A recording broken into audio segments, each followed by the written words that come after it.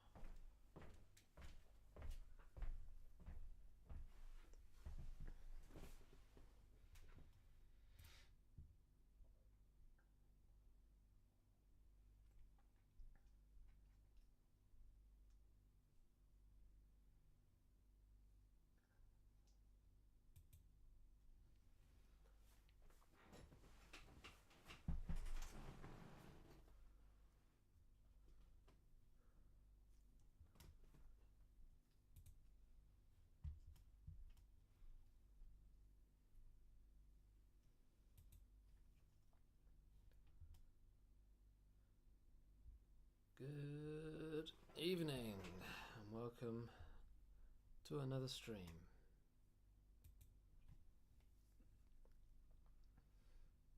As you can tell by title and what you can now see on screen, we'll be working on some vintage Omegas and possibly a Seiko later. The Seiko is already stripped down and cleaned, so it just needs to be assembled, whereas I've got two Omegas, this one that I haven't yet started and another which I just about started, just got out of the case. So we'll be focusing on getting those two stripped down, and then once they're stripped down I may turn my attention to the Seiko. We'll see how I'm feeling and kind of how the day goes.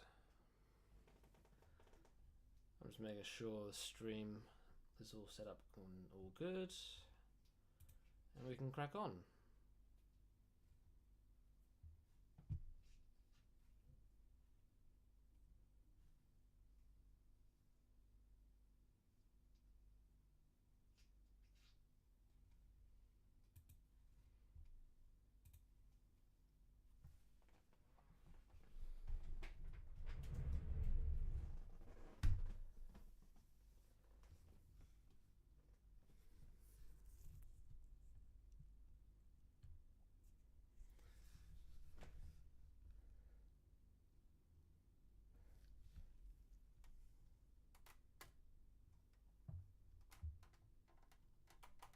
So the light's quite glaring, so hopefully that's a bit better. So this is the first of 2 Amigas that I have. I'll show you the other one. As you can see, it's already in bits. This one's going to be a bit more fun because we have evidence of rust. I spent some time trying to get the case screws out, which were really rusted and jammed in, and apart from that I've got the automatic off and the balance off, so that needs to be stripped down completely. You can see in here I've got the automatic and the balance in the corner there.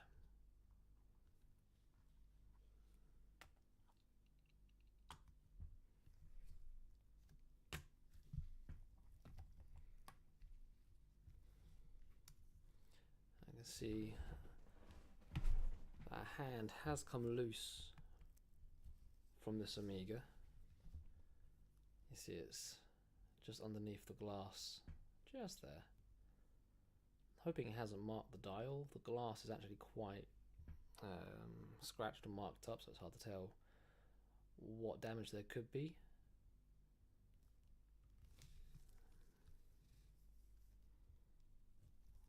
Just taking off the case back.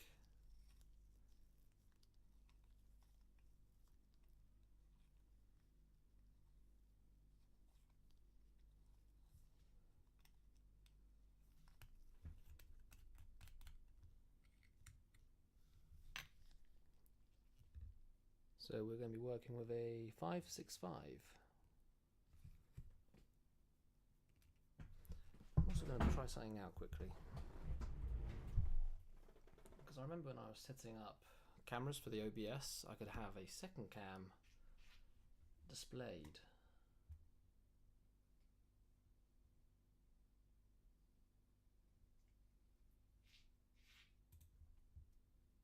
Let's have a little look.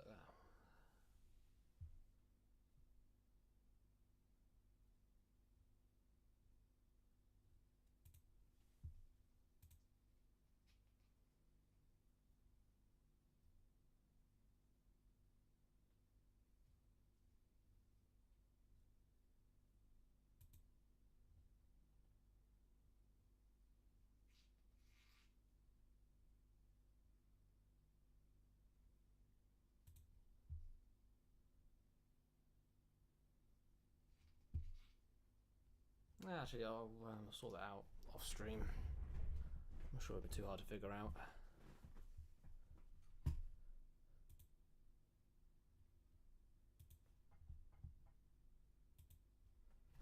But anyway, Amiga 565, vintage automatic. Good start. The watch is ticking. The rotor is moving freely. I don't think there's any contact with the rotor weight in any of the plates. So check, see how much play we have on the rotor, see if the axle or the post is still good. Ooh. There's actually a fair bit of wobble on that rotor. I'm just pressing the backside of the rotor and you can see it lifting. And that can create rattle when you're wearing the watch. And it can also cause damage to the plates where it will grind along the bottom, which is what we don't want. So I'll try and tighten that up. See if we can save it rather than having to replace the whole post.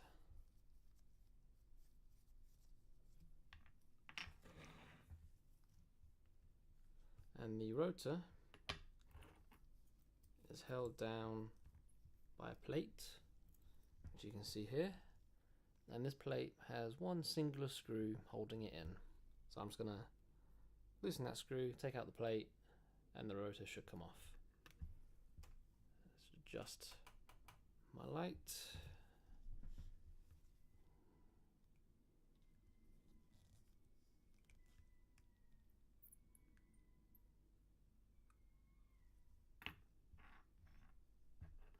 That screw's now loose. And to get the plate out, I'll usually just poke it with a bit of Rodico. It'll stick to the Rodico, and you can just glide it out.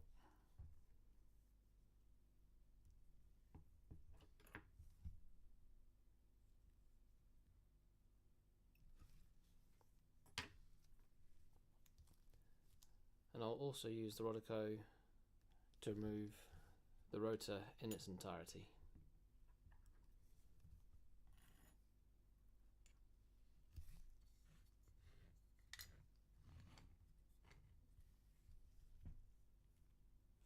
So with the rotor off, now I've got easy access to the automatic.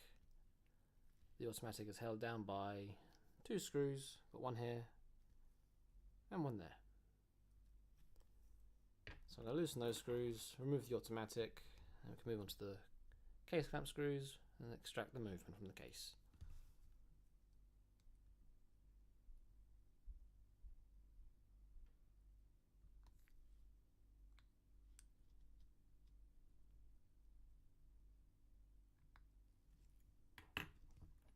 Right, those 2 screws are now loose.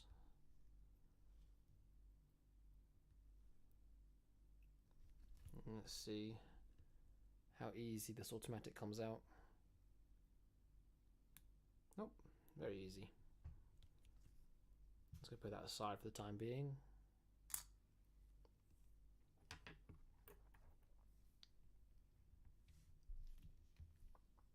And then there's just 2 case clamps. We'll loosen those screws and then take out the stem and crown for ease of access from the movement. Or easy access.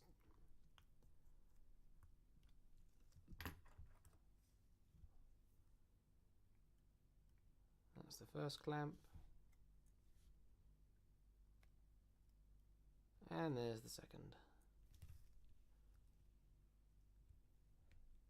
Coming round just to take out the stem and crown. You've got the setting lever just here. You just push this in and the stem will come out.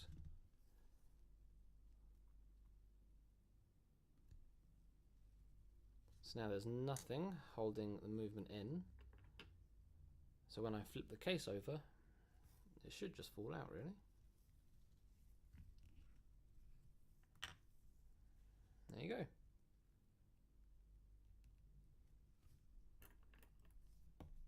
Be very careful not to mark anything. This hand has wedged itself underneath the minute and between the hour. Just gonna carefully pull that aside.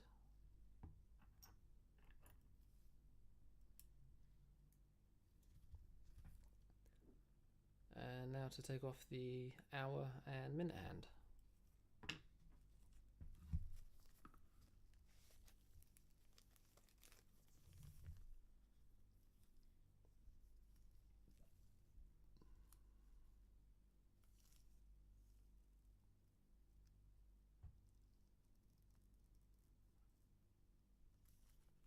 There we go. And just move these aside.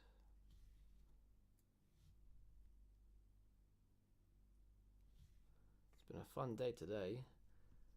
Been dealing with vintage Rolex. Had a lot of issues with the balance and escapement. At some point in its life, the balance had been basically glued together. So the roller was glued to the balance staff. We believe the balance staff is unoriginal to the Rolex. So it's been bodged. And now we have to try and rectify the bodge. Which isn't always that fun on vintage jobs. I'm just having a look at how this dial set up. Looks like it's a clip-on.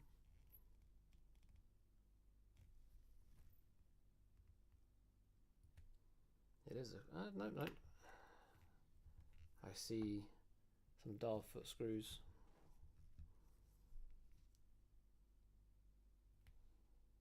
Actually, let me gonna pull you out into a bigger camera angle, or better camera angle.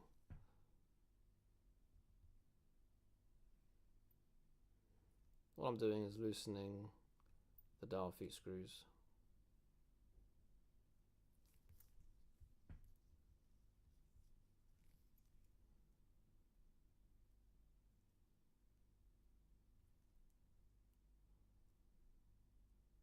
Actually, that one's missing one. Okay, we're missing a dial foot screw.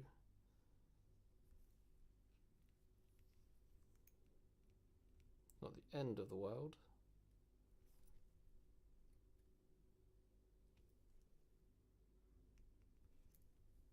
Not missing both, is it? I thought I saw one. I thought I saw a screw, but it looks like they both might be missing.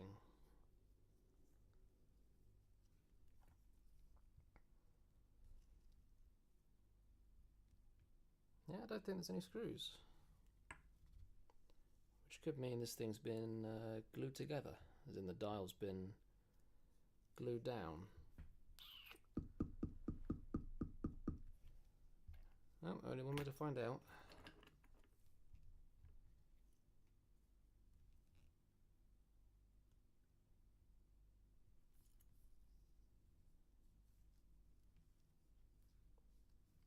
It does feel quite stuck on.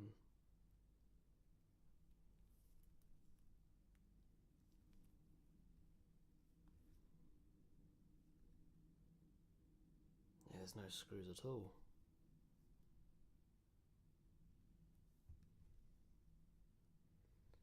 And it is on there very, very tight, which is a concern for me.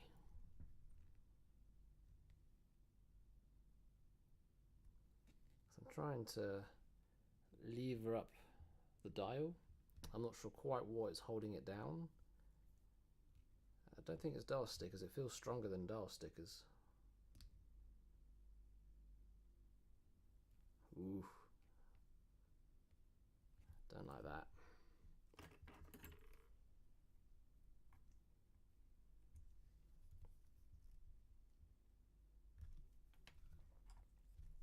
We are off to a very good start.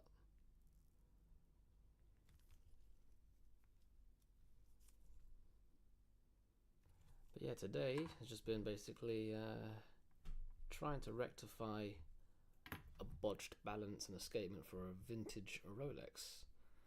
I feel like I've made good progress today. Tomorrow we just need to finish up with the balance because the collet is a bit loose on the staff, so we have to tighten up the collet.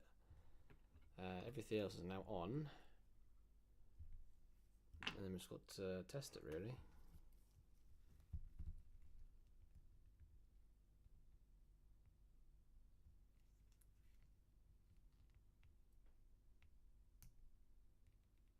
Oh, I think I got it.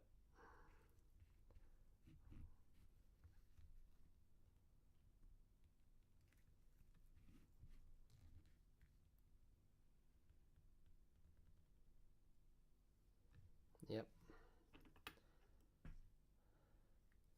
Okay. Dial is off. So just adjusting my seating.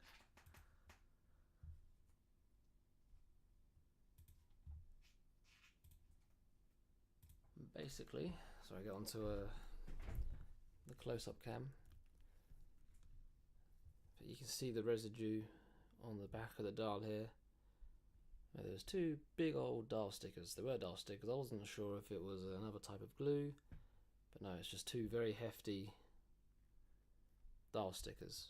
The good news is both the dial feet are good, so it wasn't stuck down due to there being broken dial feet, which is a bit of a relief. I do have dial feet screws, but sadly they're not here, so I might have to bring them back for tomorrow if I want to do the assembly. Sorry, so move the dial aside. We're now left with the movement.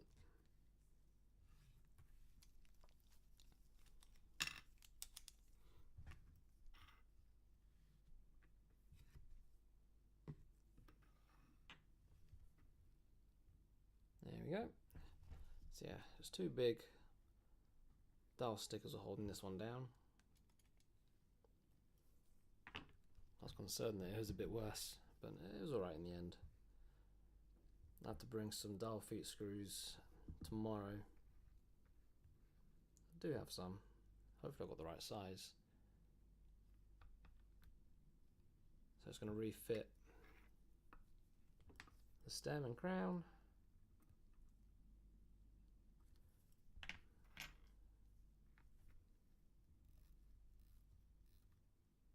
Nope, it's gone a bit loose. Okay, so it's gone loose on the keyless, but we'll have a look at that in a sec. So it's going to take off this top plate, which will expose all of the underworks for the dial side. Take out the date disc. We'll see what the issue is with the setting mechanism, because it's not wanting to lock.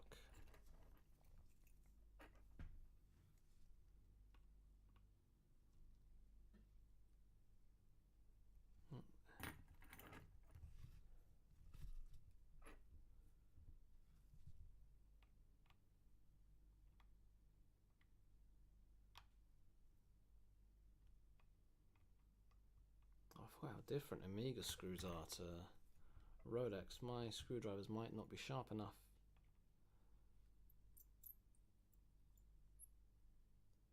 Because the slots in the head are a bit different.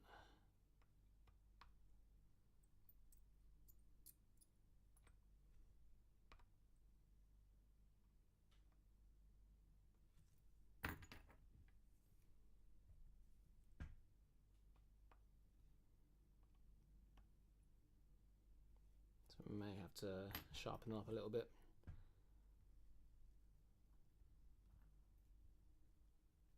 So two screws holding down that plate.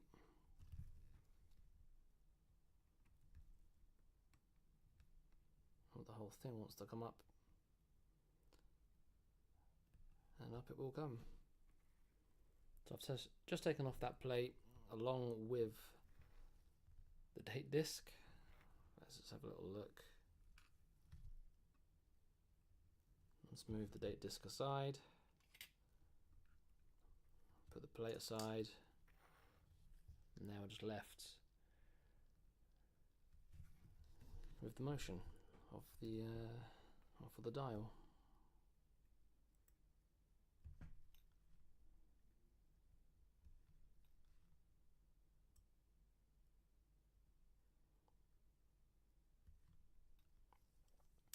As I said, this is the Omega 565 automatic. It's been a while since I've worked one of these. Never had an issue with them really.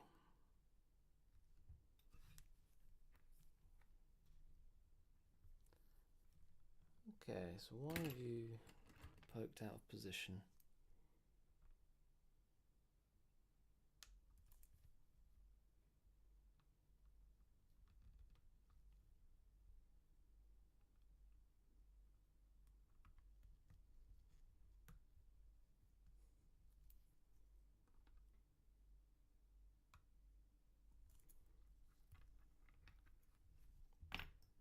So I'm just trying to figure out why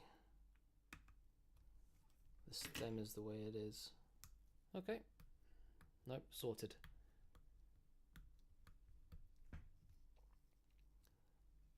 It looks like the stem, no, not the stem, sorry. The setting lever had just been pushed so far in that when I was putting the stem in, it wasn't lining up properly.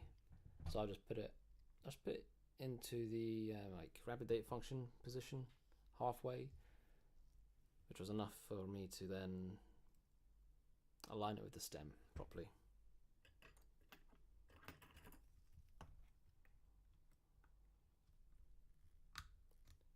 So far, no major issues. Sucks that the dial has been stuck down, but no damage. Dial feet are good, as I said. That's everything from this side. Where is my movement holder? That one I've got out yet.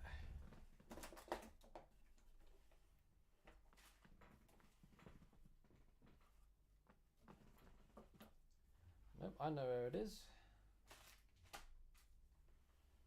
My my movement holder is with a work colleague. So that's in London at the moment. So I'm gonna have to try and now do this without my movement holder. Fun.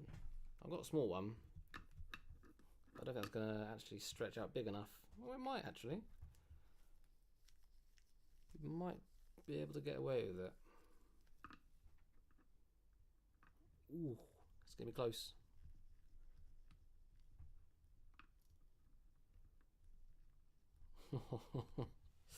Okay, saved. This is typically what I would use for smaller calibers and ladies. It's just about, you see the thread at the very end there.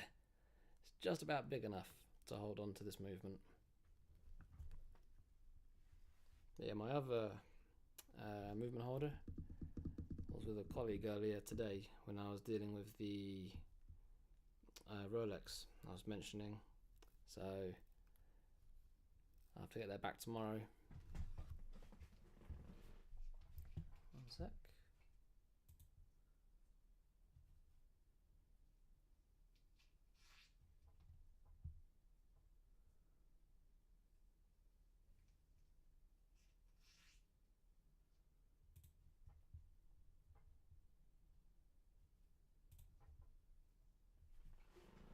Back to it. So always a good sign that the balance is ticking. It's actually ticking quite nicely.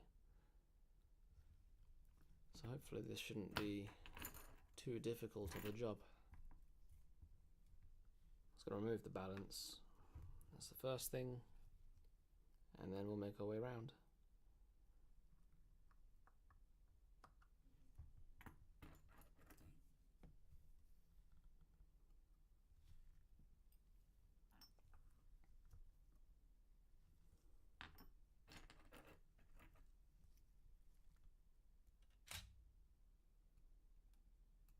Don't mind that shutter sound, that's just my camera.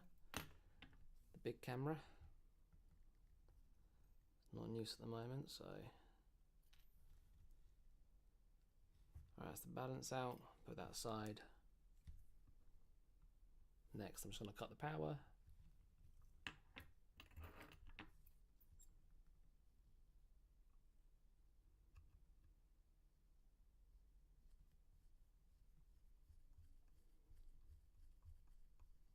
I think that's it. Only one way to verify, and that's to remove the ratchet.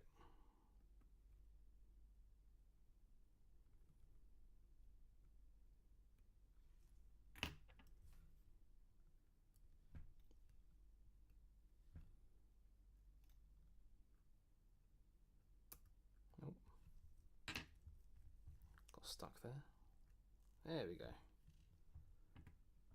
Yeah, sometimes it's just easier to go in and prod something with Rodico than try and use my tweezers.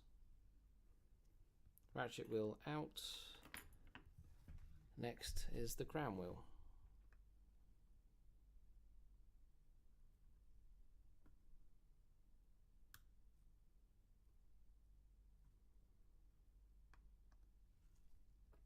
So used to them being reverse threads on the crown.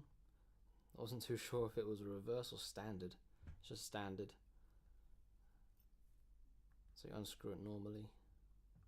But yeah, typically, or in a lot of cases, the crown wheel is a reverse thread. So if you were to try and unscrew it like a standard screw, you'd actually tighten it and potentially shear the head off. Just one to remember.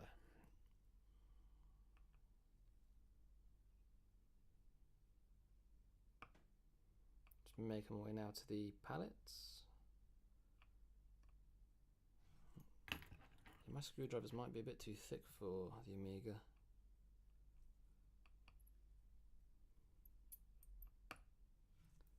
As I said, they're a bit different to the Rolexes.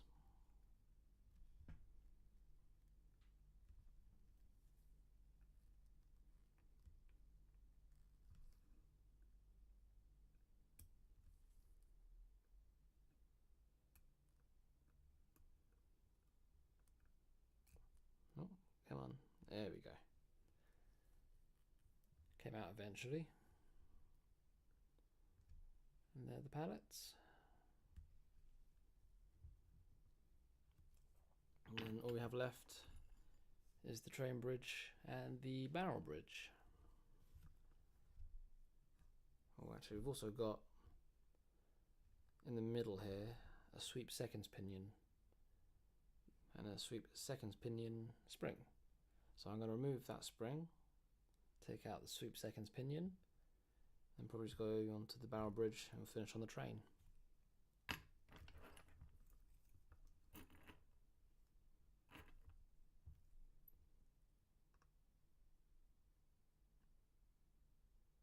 Ooh, some there, good.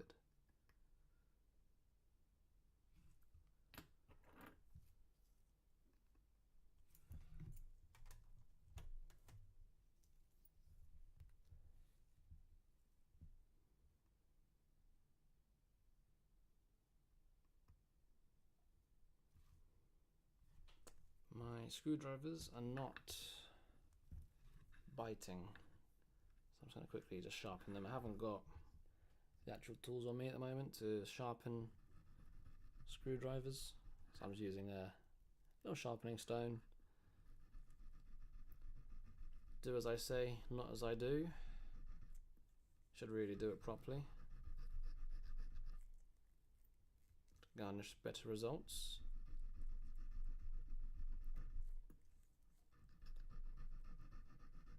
But I don't have the proper means to do it right now. And I gotta sharpen this somehow.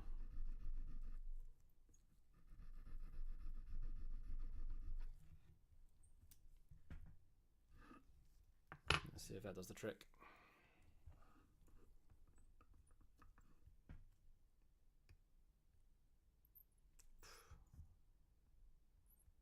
That's so much better.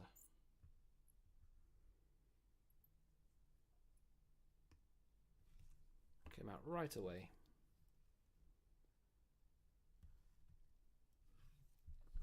If you're wondering what I just used, it's just a sharpening stone. It's become one of my favourite little bits of kit I've acquired lately.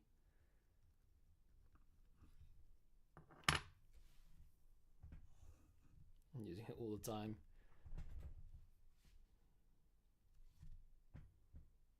Take out the spring, take out the sweep seconds pinion.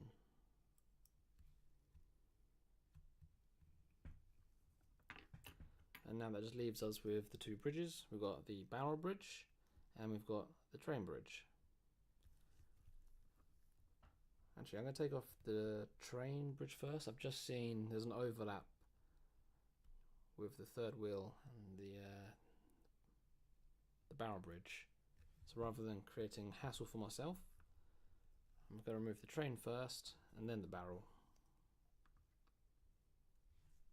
I had to sharpen my red screwdriver as well. They're just not biting.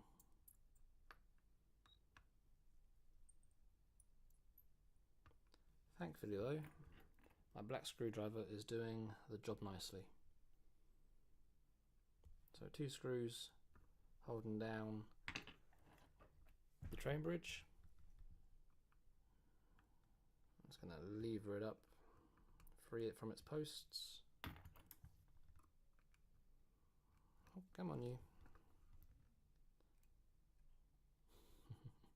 Stubborn. There we go. Train bridge is now loose.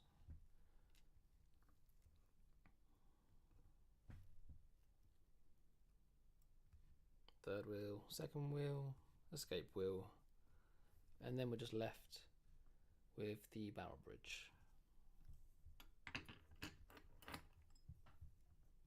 And the barrel bridge is held with 3 screws. 1 screw here, 1 screw here, and 1 screw back here.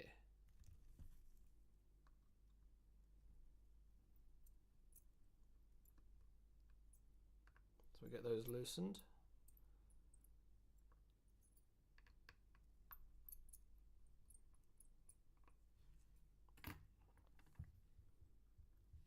Take out those screws.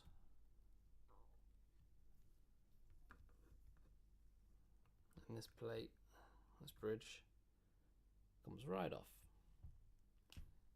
Oh, actually, you can see a bit of residue around here on the barrel. It's like some very dirty grease and oil. It's probably spread across the train and gunged it all up. So there's the center wheel. Yeah, you can see it's all icky and nasty. And there's the barrel out. I'm going to flip it over. We can then focus on the keyless. Just give me 1 second.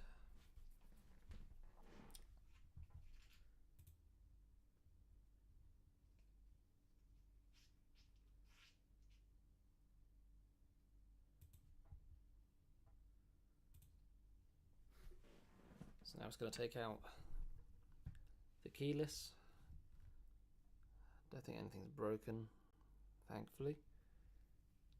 A lot of the times you'll see the set and lever spring will break, but this one seems fine.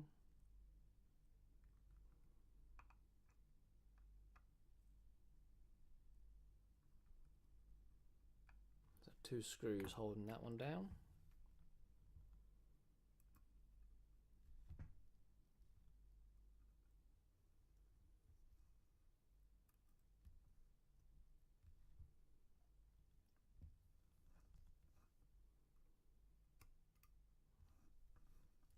There's the set and lever spring removed. There's the minute wheel. And there's the setting wheel. Got an interesting setup for the yoke and the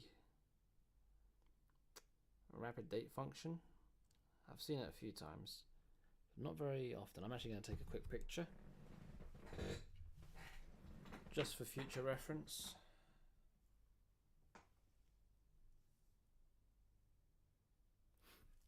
I know I've also got the VOD now from the live stream, but it's always nice to have a picture as well. Because from my understanding,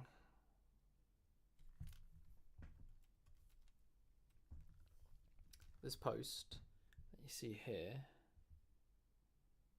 my tweezers are right on top of it.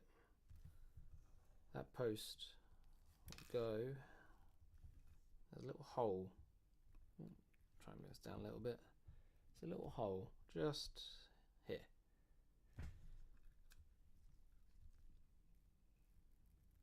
There you go, you can see it a bit better there now. That post will go into that hole and that will engage with the date disc.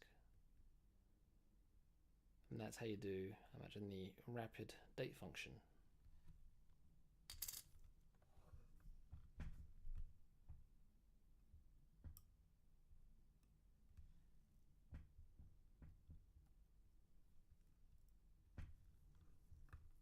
Make sure no springs go missing here. So I'll try and keep my finger over the top of the spring, just to prevent it from pinging out and getting lost. And remove the yoke, and then it's just the setting lever.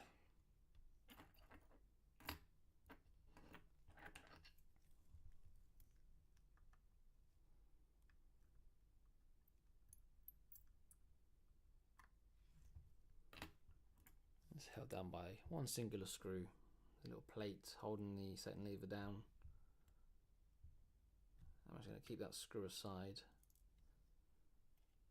because usually it could be different. I don't want to mix it up.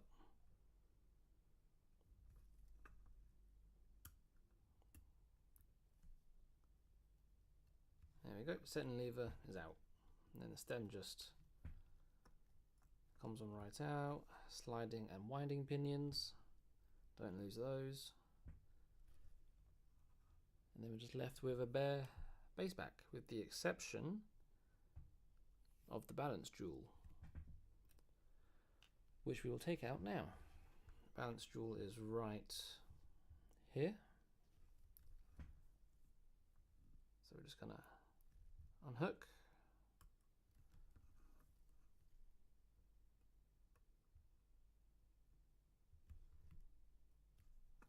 Take it out and then refit.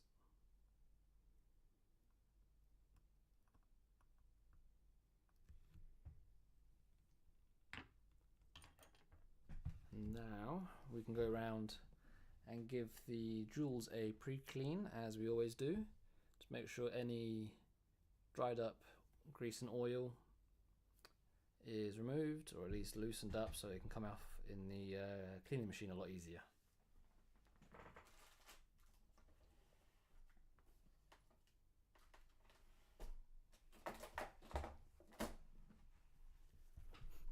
A little bit of pegwood.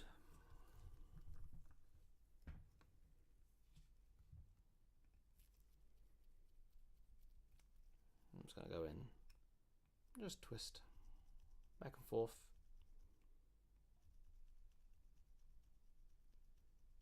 If there's any firm and hardened grease, then this will remove it. And do the same on the other side.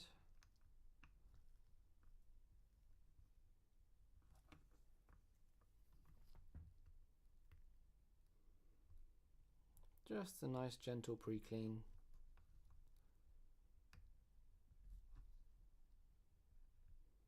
Otherwise what you can find is there's still some residue left over from the cleaning machine, and then you end up having to clean it a second time after it's already been cleaned. So just for the sake of efficiency, I would advise doing a little pre-clean.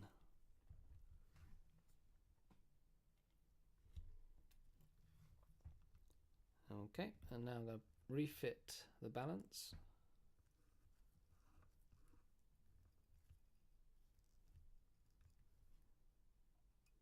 Because once that's now in, I get that screwed down, we can remove the other balance jewel.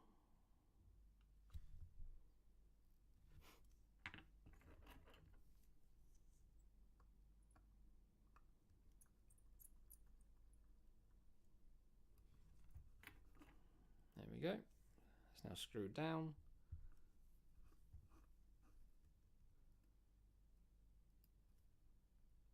Let's take out this balance jewel.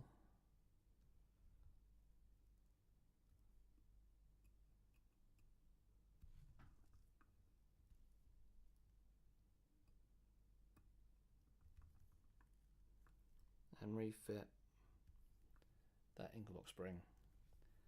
Okay, so base plate's now done. I'm just going to quickly clean up any other jewels and bushes, and then I need to take apart the barrel so we can take out the mainspring, see what state that's in. But first, we'll just clean up these jewels.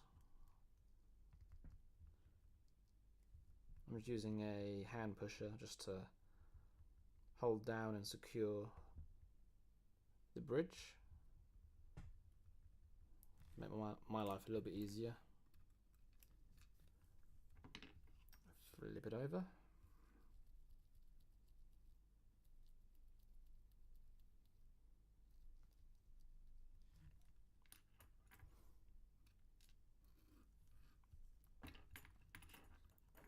I'm going to probably wipe some of this really thick, old grease away. Just a bit of tissue really. It's just so much. I don't want to gung up my cleaning fluids too quickly. This will just wipe away.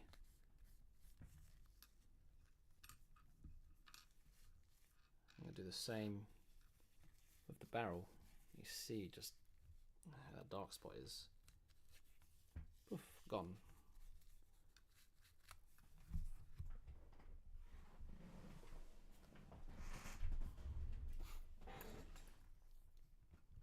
Now to open up said barrel, we'll see what condition the mainspring's in. It's not down for a new mainspring, so I'm hoping it's okay. And to be fair, it looks a little bit dirty, but given just how much excess grease and oil there was on top, I was expecting it to be a bit worse. It's not bad at all.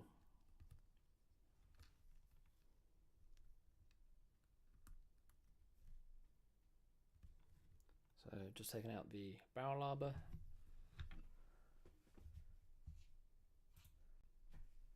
One second, turn this camera back on. There you go. And we're back. So now you can watch me try and control the removal of this mainspring. Just very carefully letting it unwind.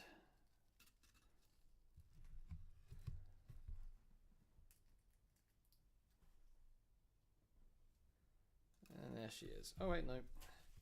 The mainspring is broken. So, 1 second. Yeah, we've got the very end of the mainspring is bust, so we will need a new mainspring.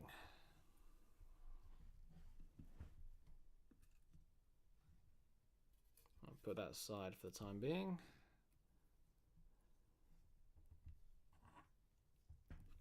But the rest of the watch, oh, nearly forgot, are automatic.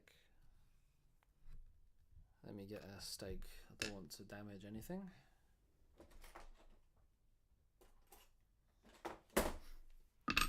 Purpose of the stake, very simple. We've got a post for the rotor. I just want to let it rest in a hole so we don't damage the post. Let me show you again. So right in the middle is a post. It protrudes a little bit, and that's what the rotor weight will sit on. I'm just going to let it rest in a hole within the stake.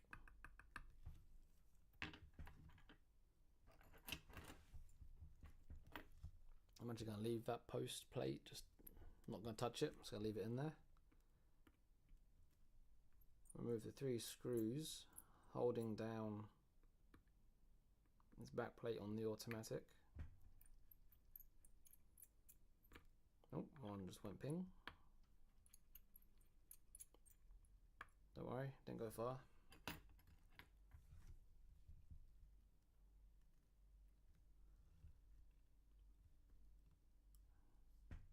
So those are the 3 screws removed. And next, just to remove this plate.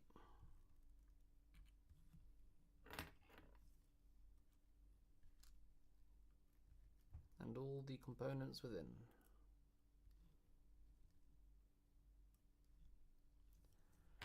And much like the train and the base plate, take my pegwood and just clean the jewels.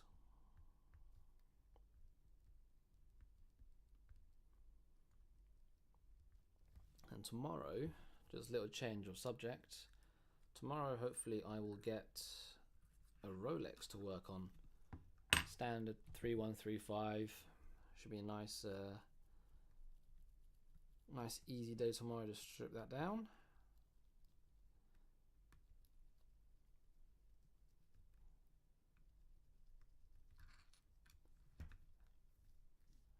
fun. And both the Constant and Oris are doing good from yesterday.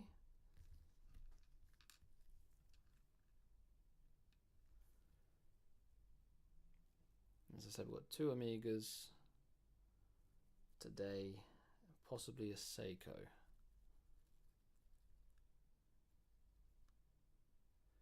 Good evening, Null. How you doing? Hope you're doing well.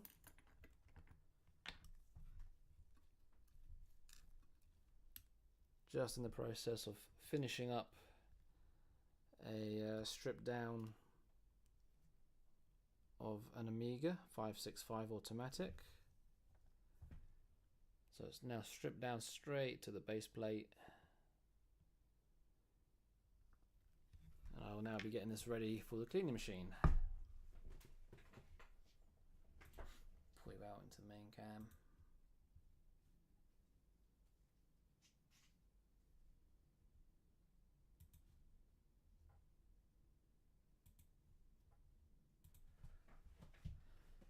So now, just going to get all this into baskets so it can go into the cleaning machine.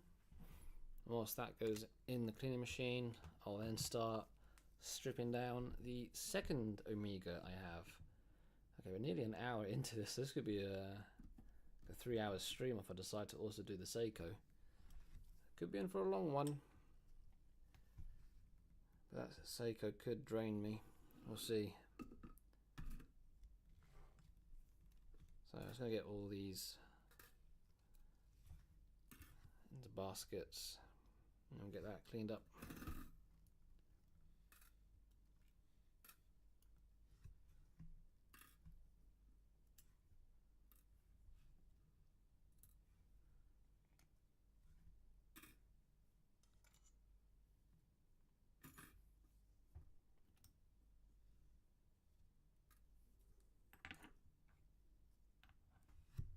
Last but not least, the screw basket.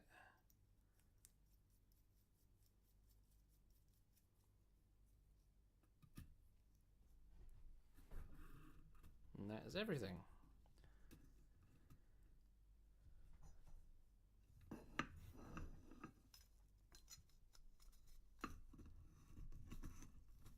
Okay. Let me just go put this into the cleaning machine. I'll be back in just a second.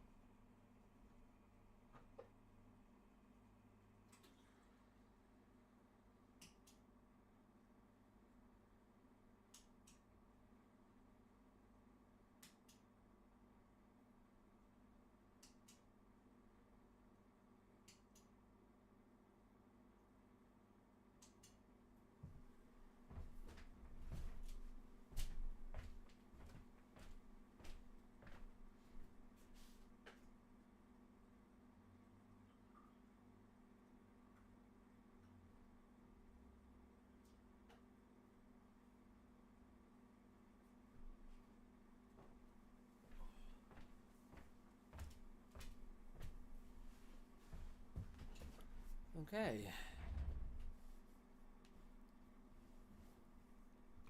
So that is the Amiga, or the first Amiga,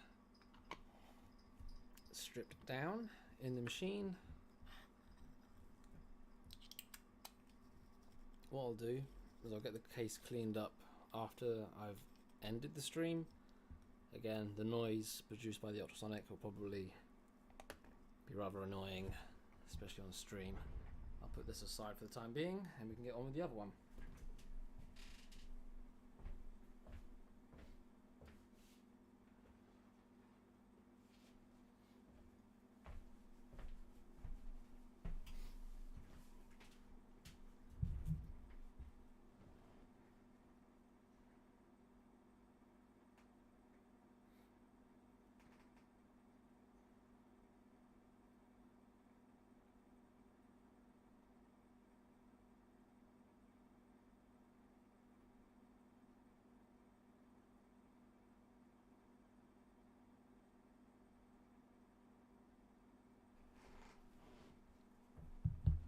Okay, so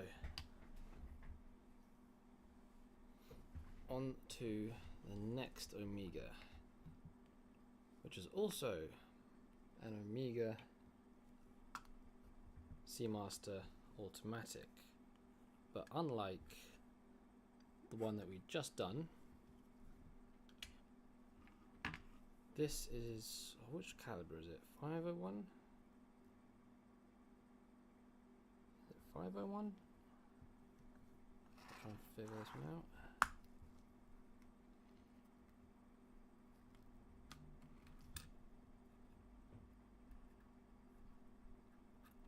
Yes, 501.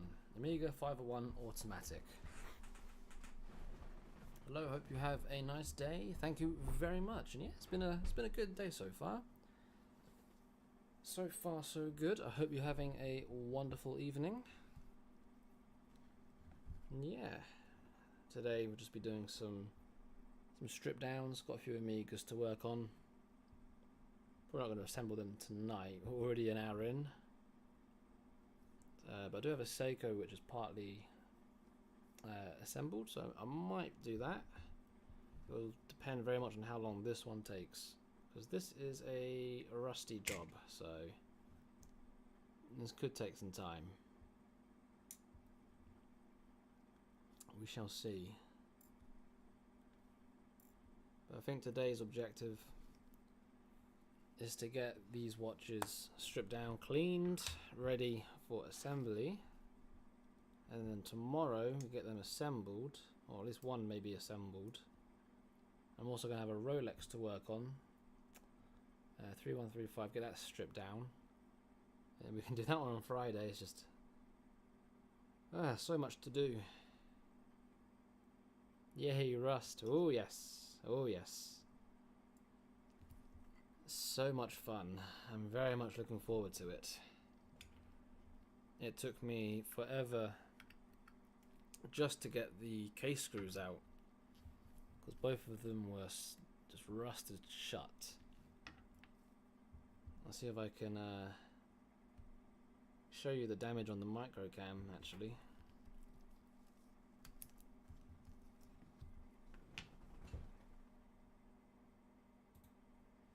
Alright, there's the automatic. We'll put that aside for the time being.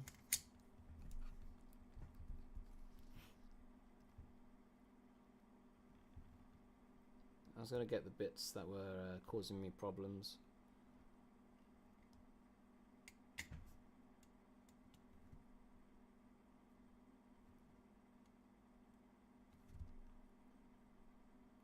I'll try and get it underneath the small micro camera. Give me 1 second.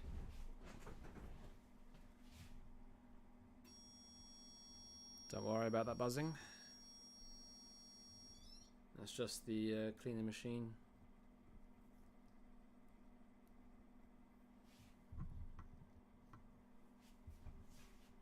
Okay, I'm just going to change you onto microcam. Don't worry, it's just going to take a bit of time to adjust this.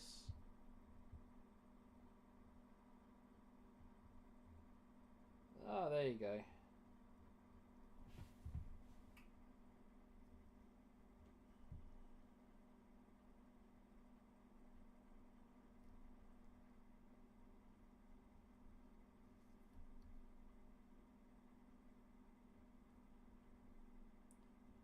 So that's one of the screws.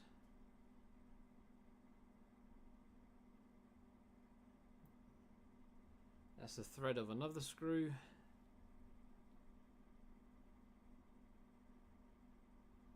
And this is the state of the clamps.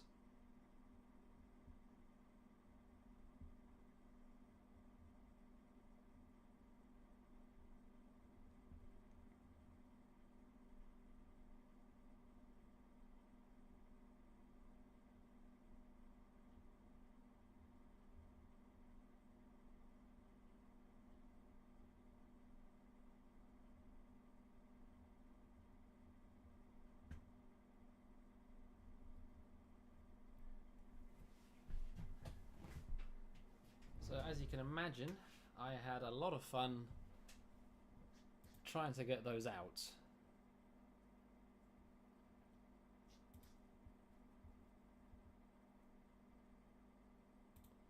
That's not great. It was not great. It was not good. Quite the opposite. And we're going to find out just how bad it is underneath the dial, because I haven't seen underneath yet. But I know that the stem is rusted. The stem is rusted, so I imagine we've got keyless issues and keyless rust. I'll show you the movement. The movement itself doesn't look that bad. The movement's not too bad. My concern is what's underneath the dial and how much of the keyless is knackered. And how badly the rust has eaten away at, say, the keyless. The dial doesn't seem that damaged. Sorry, the light's like messing it up because it's a white dial. There you go. The dial's not that bad. My concern is what's underneath the dial. Thankfully though, I do know someone who has spares. So if I do need to get parts for it, then it's not going to be the end of the world.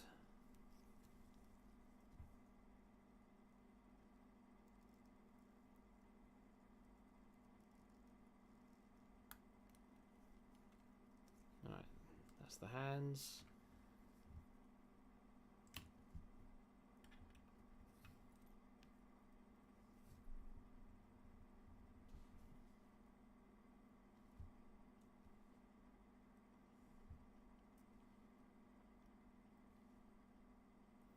So let's move the hands out of the way. And we've got some dial feet screws. Just loosen them up. Oh, I can see the rust is like etching its way around the dial. Okay. It's a bit of a moment of truth now as to how bad it is. Positive start, the dial actually comes up. I'm just going to slowly kind of guide my screwdriver underneath, just in case it gets stuck anywhere. Oh, I can feel some rust, yeah.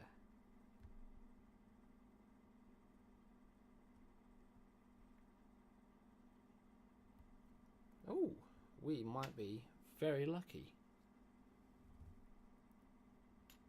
I think we've been very lucky, holy.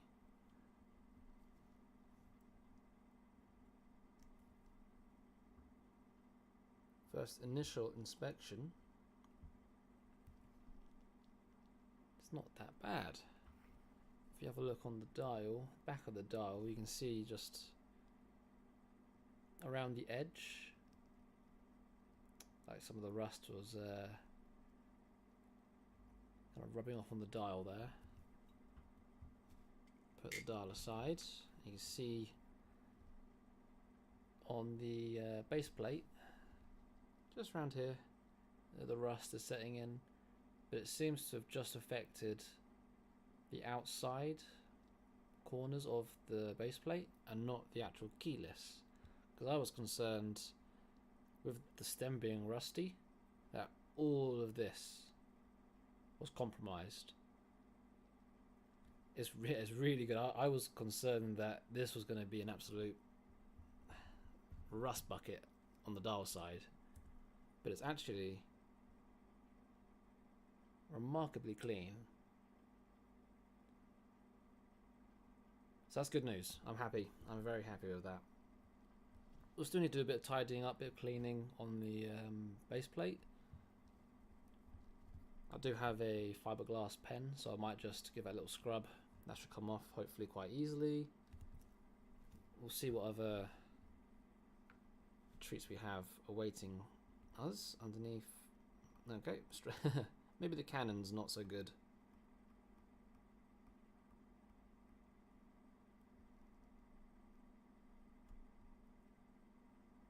It's a little bit of rust. It's not terrible. Okay, well, a little bit of rust on the cannon pinion. I think the minute pinion's okay. Yeah, minute pinion's okay. The cannon pinion we can clean up. The escape wheel, no, sorry, not the escape wheel. The keyless all seems good. It's just basically the stem. So we'll get a new stem. Thankfully, the stem didn't break in the crown, so I can actually use the old crown. The threads are all good on the internally for the crown. So I'm just going to screw back in the dial foot screws.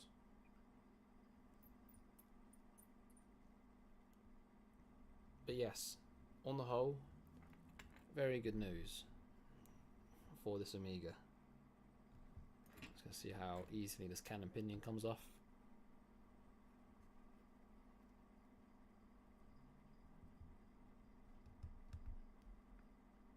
Yep, cannon came off okay. I'll see if I can show you the rust on the cannon pinion quickly.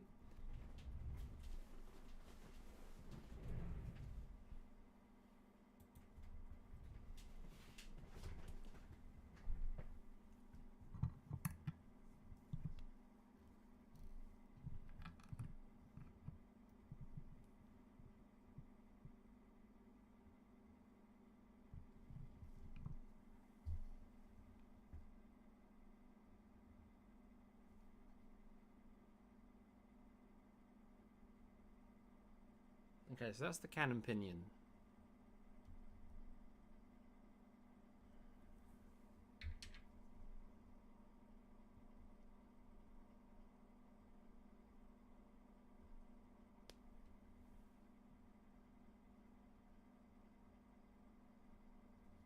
That's the top of the cannon pinion.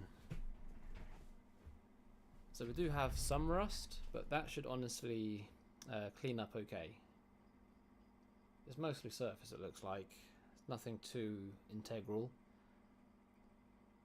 So I think we've actually got very lucky here.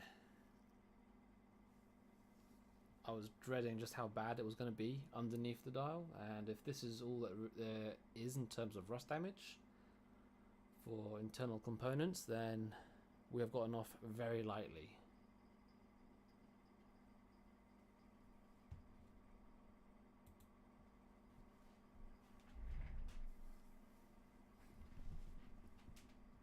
Which makes my life a bit easier as well. No pitting.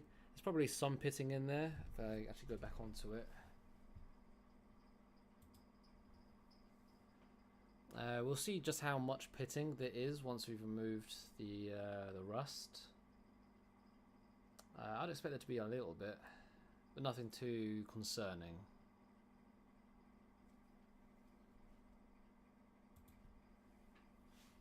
We'll see once we've removed the rust just how much there is.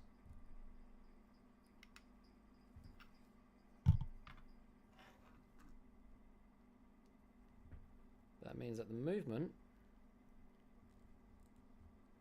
is actually quite clean. We've got some discoloration, but it's a vintage Amiga, it's old, there's going to be discoloration, just what happens,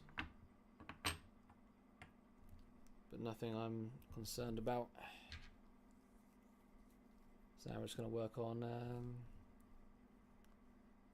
this side. I'm going to cut the power, remove the ratchet, take out the pallets. You've got an additional top plate here, and then just be left with the train and the barrel. Nice simple setup. He says as he's looking at how he's going to cut the power.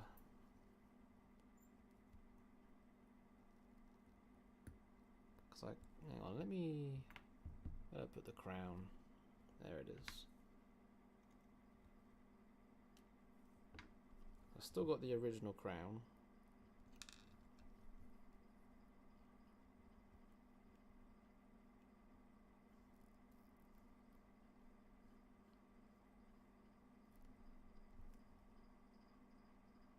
Nope, okay, that stem is frozen solid. Stem is frozen. I was hoping to be able to use the crown to apply some power to move the click so I could pull the click back, but it is not cooperating. So I've got to try and cut the power without it.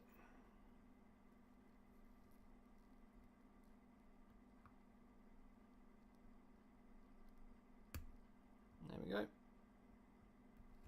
That'll do. Power has been cut.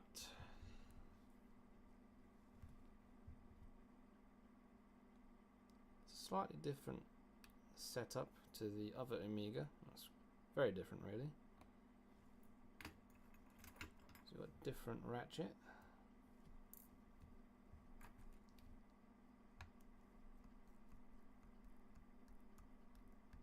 There might still be some power there. It's not wanting to come up.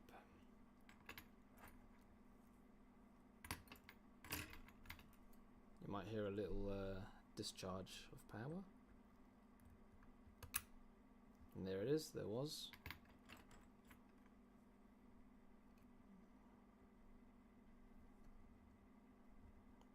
But we've done it under control, so there's the ratchet. I saw a little puff of almost a rust debris, but can't see any signs of rust. Just got to keep our eyes peeled.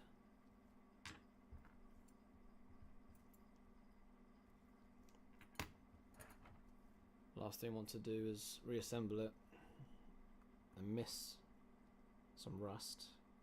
That can cause issues later.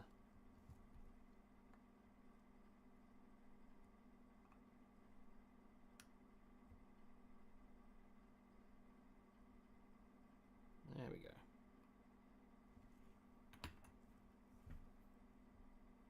Just taken out the ground wheel. Actually, it's going to be a bit awkward to do that with the train still in place.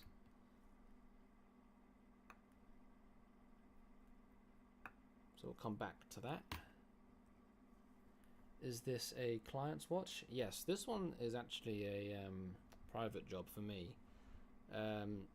The other jobs that you've seen so far are jobs from family business.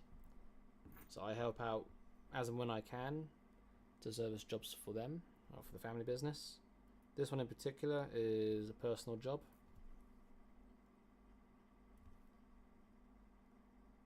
Try and get these pallets out, 1 second. There we go. All the jobs you've seen so far are clients.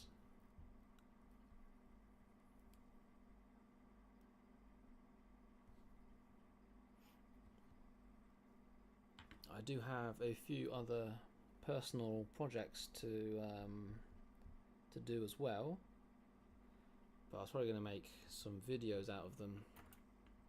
Also got this one stripped down. I'll go through some of the other watches I have. Got a JW Benson, a Waltham pocket watch.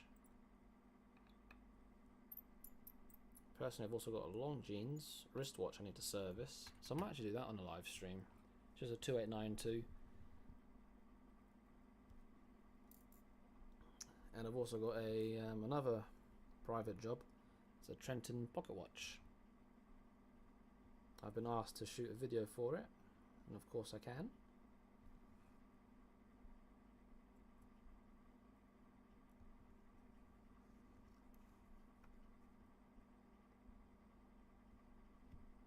Why are you not coming up? There we go.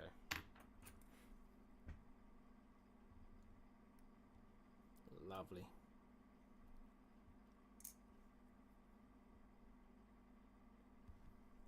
Again, we have the sweep seconds pinion and also a spring. It's held by this little screw back here. So take out that screw, take out the spring, take out the pinion.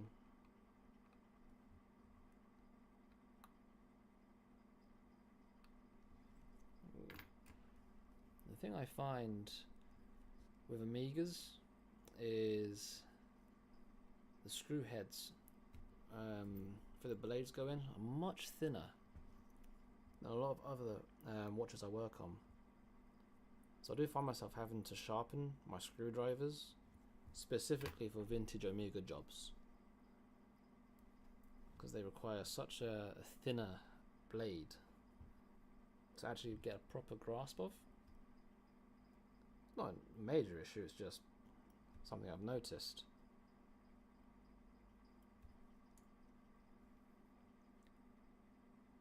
I've bought a few watches to work on when I get the tools. That's the best way to practice. Get a job lot of watches to practice on. Any particular watches that you're looking to restore? Pocket watches, wrist watches, vintage, modern? I'm always curious.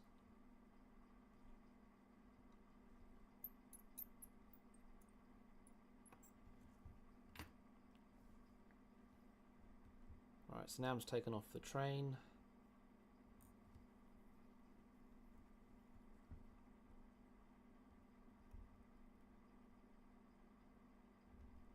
I'll probably actually gonna take off the take out the barrel bridge screws as well, because everything's overlapping on this one. So I might as well just make it all loose. Make life a little bit easier.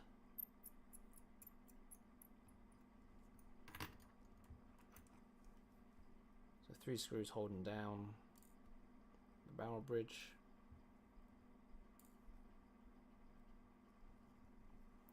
It's all very tight. Nothing's wanting to really budge.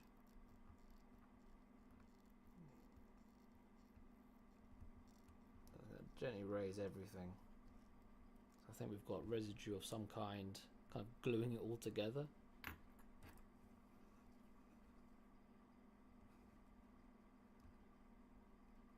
There we go. Okay. There's the train bridge. It's going to move the barrel. Yeah, we get the rest of it out quite easy now. I have a Satina from my grandfather that he got from his job at Volvo. That would be the goal to restore. That would be awesome if you could restore your grandfather's watch, something that could be handed down to you. That'd be amazing. I think that's one of the the celebrate 25 years like reward sort of watch that a lot of companies done back in the day. You get a gold watch.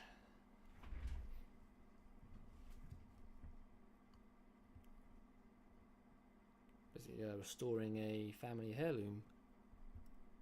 That'd be very nice.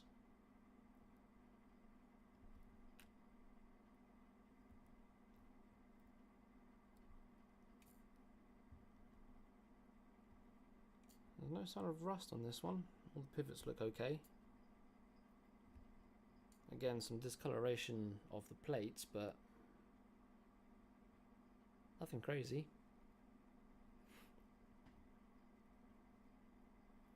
The next bit I'm not looking forward to though. I've still got to take out this damn stem, and it is rusted. It's in good condition, just needs a service and a new crystal, but won't lay hands on it until I'm used to it. Though I used to do it. No, that makes sense. Get some practice on some other watches, build up your confidence, and then if you just need a service, new crystal, job's a good one. I should really make a Discord or something for everyone to kind of share their own projects and ask questions, and just a place to talk really. But I don't understand Discord.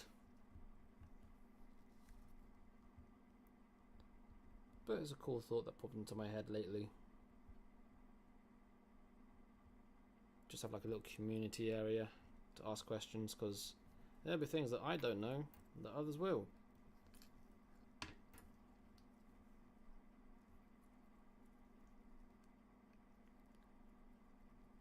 I can get you a lot of the basics.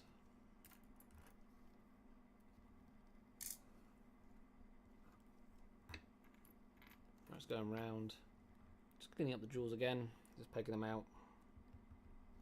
Standard procedure.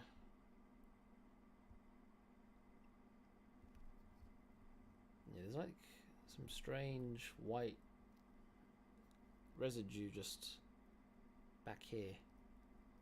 Don't know what it is. I imagine it's from water ingress or something of the sort. Explain why there's rust. That'll have to be scratched off. It's not coming off the pegwood.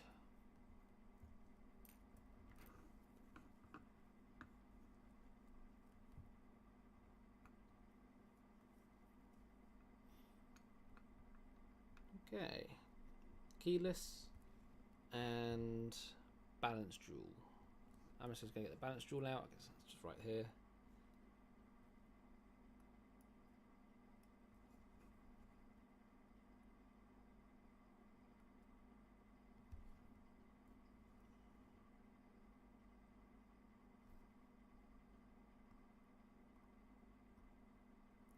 Balance jewel is out. Now it's just the keyless. This stem is in there rock solid, so that's going to be fun.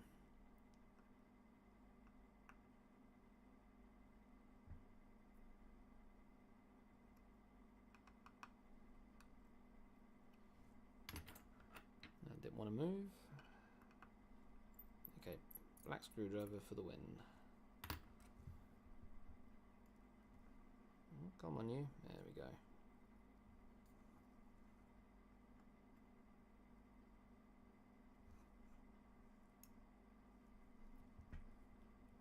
Set and lever spring out. Minute wheel, setting wheel. Again, hand over the yoke spring. It's a bit of a controlled detonation.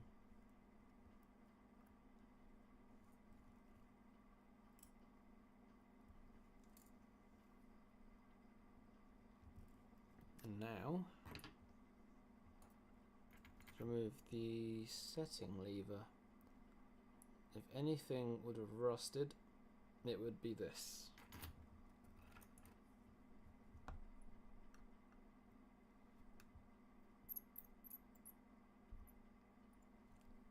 Because the stem, I know for sure, is rusted, and this connects right into it.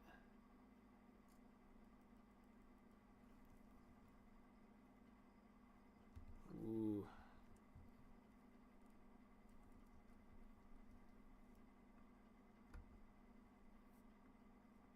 Okay. Probably got a bit of rust on the setting lever. Come on. There we go. Okay. So now there's nothing holding the stem in, and it is not budging. Oh, it's gonna be fun. I'd join if you made one. It's really easy to make one, so you'll figure it out. I'm sure it'll be fine. It's just something that's crossed my mind lately. Just be a place for discussion.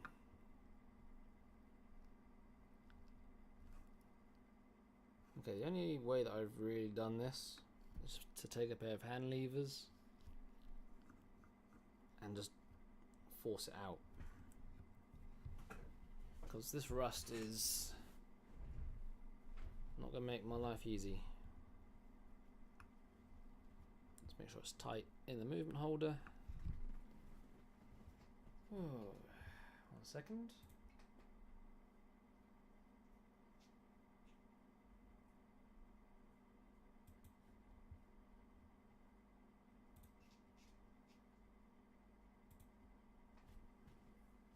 Turn on the main cam.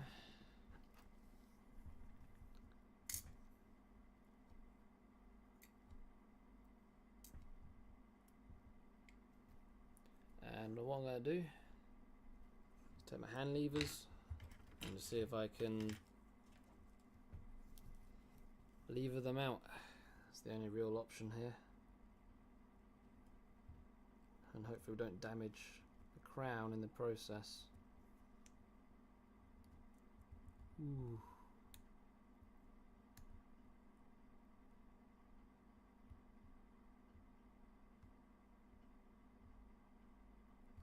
Nope, that is not moving.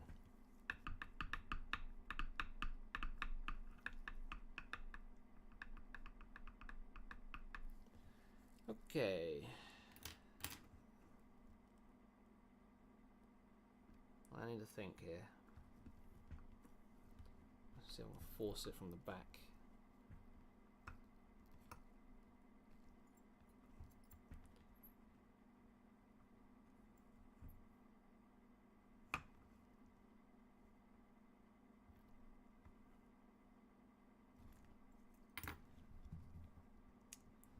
One of the other tricks that I have done in the past, which has helped, is I'm just going to seep some oil into the rusted stem, kind of act as penetrator fluid.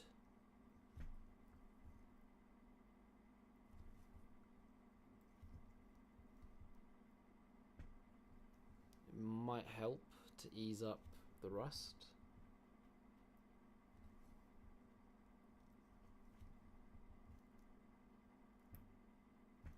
There's a fair bit.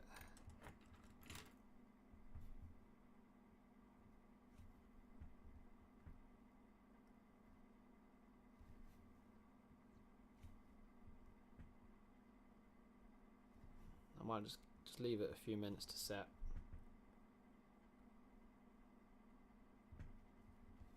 Because that rust is actually going to be a bit of a pain, I think.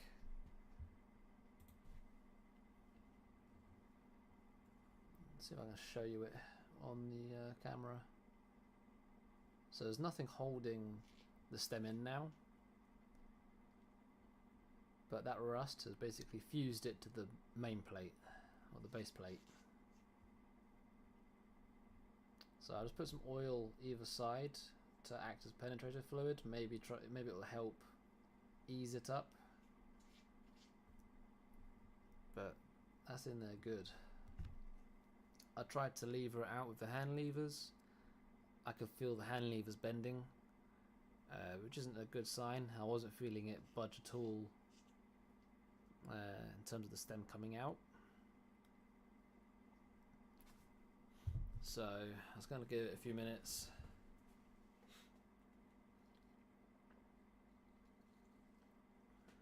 Maybe that'll do the trick.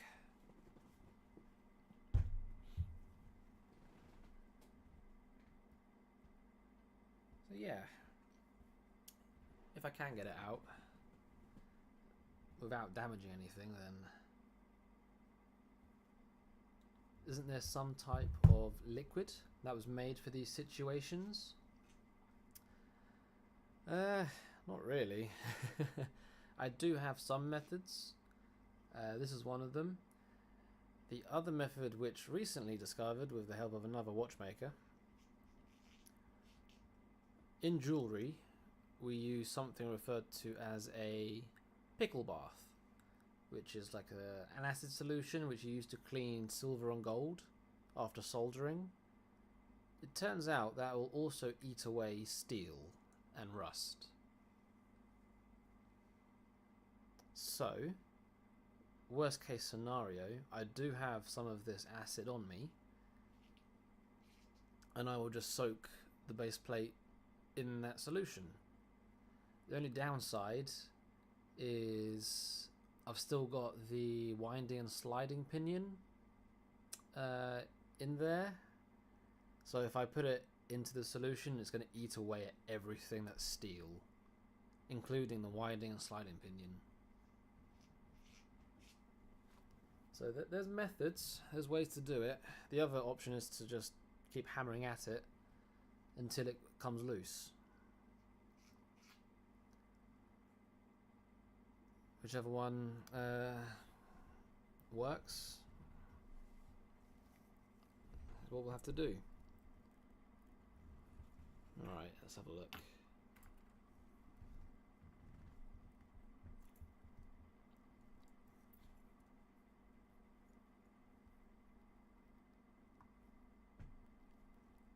It's in there so tight.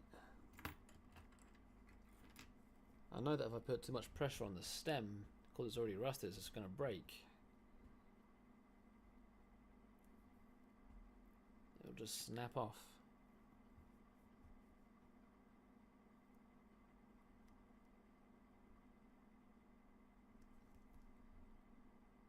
Okay.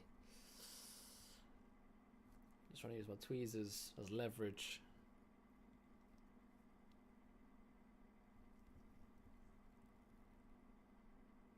No, that's not going.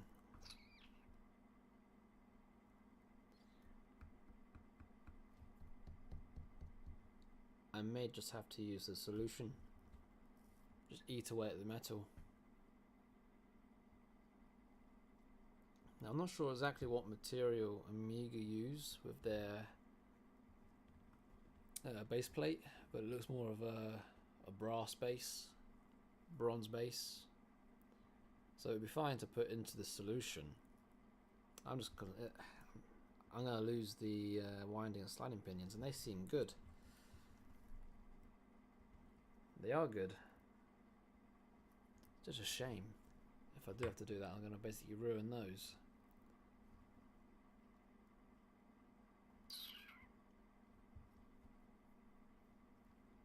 I might have to put this one aside and just put some more thought into it. If I put any more pressure on it, the stem's just going to snap.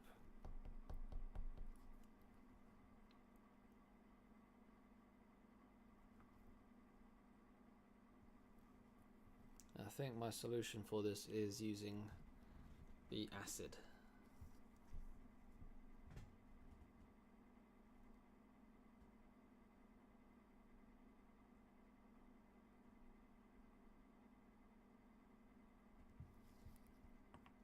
Yeah, I think that's what I'm going to do.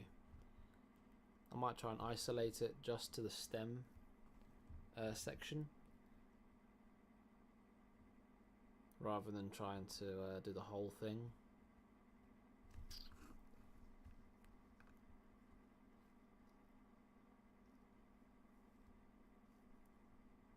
Yeah, that sucks, but I knew that when I took on the job.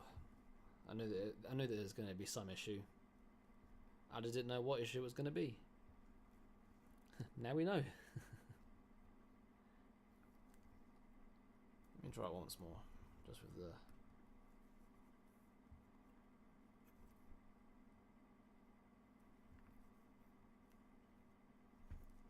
Just with the tweezers. I was going to go, if it might break the stem. As long as I don't break my tweezers. I might actually break my tweezers doing this. Holy shit.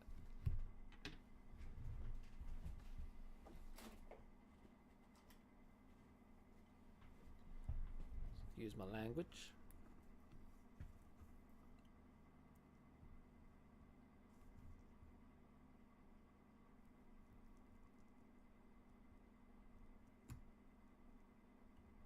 Nope. That's not doing it either.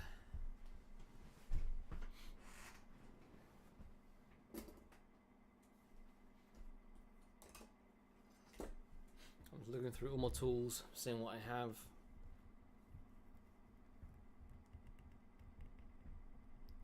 Seeing if anything can pry it loose. I don't think I'm gonna get lucky.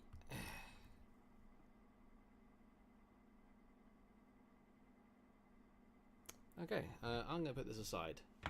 I think what I'm gonna have to do is put it into this acid solution I mentioned, and basically just dissolve the whole thing.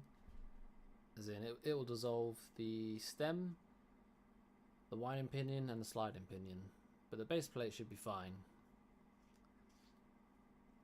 It's a shame, but it's what must be done.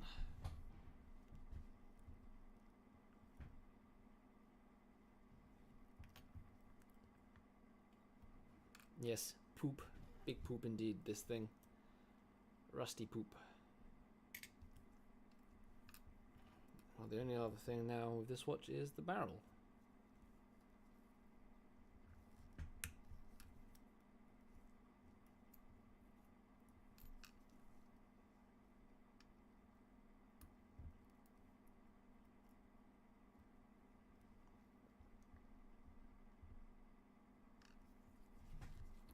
So, barrel arbor's out, caps off.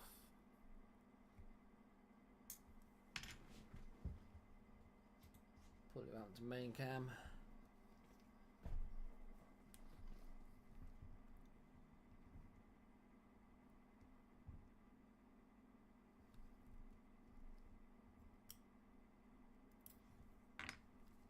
Just unwind mainspring.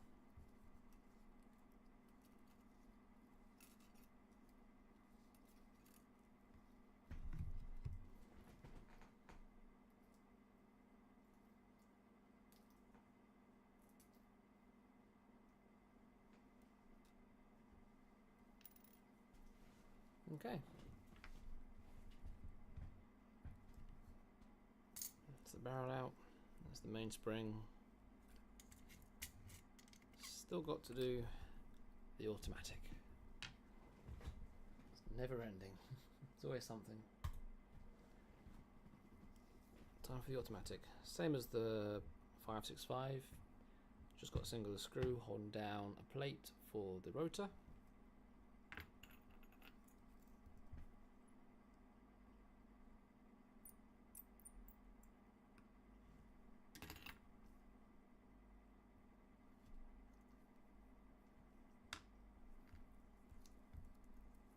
I just realised I need to get some brass tweezers, because if I use my stainless steel, tweezers in this acid, it's going to corrode my tweezers, which is not what we want. So I might have to ask if I can borrow some for this particular task.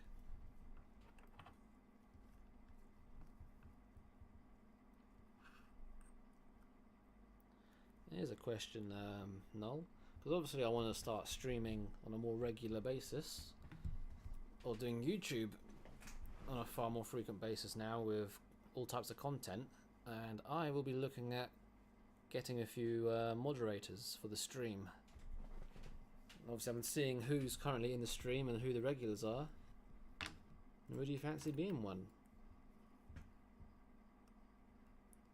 So I'm not sure for how long I'll be doing daily, but at least regularly streaming.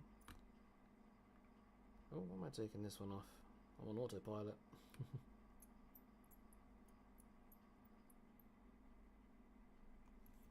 So usually I leave the post in, just leave it. Just not touch it, unless there is a given issue with it.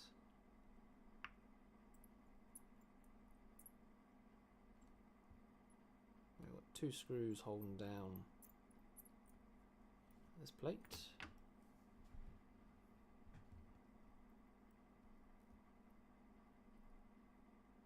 Nope.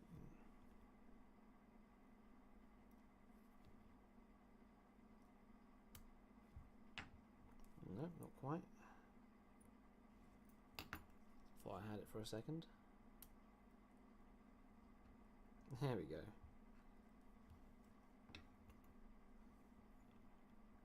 Fantastic. Right, give me 1 second. I'll get this off.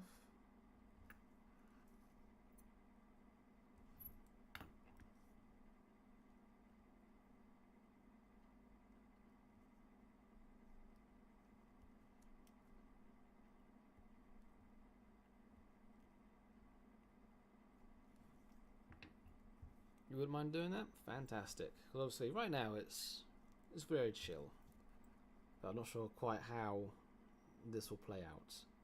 So it'd be good to get a few moderators in the channel.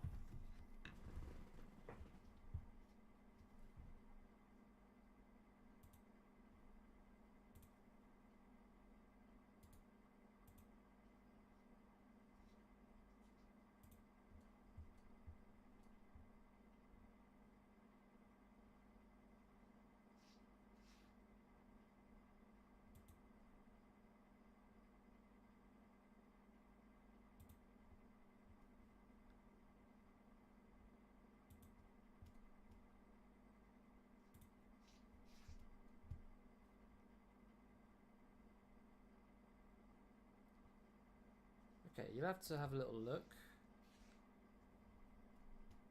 But you should now have moderator status.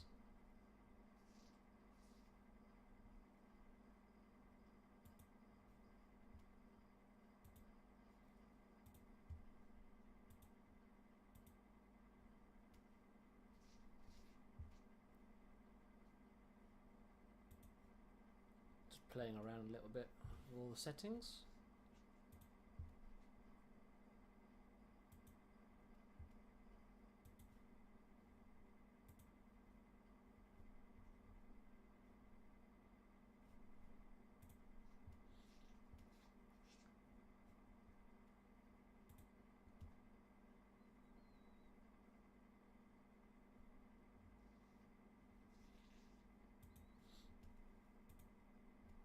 There we go.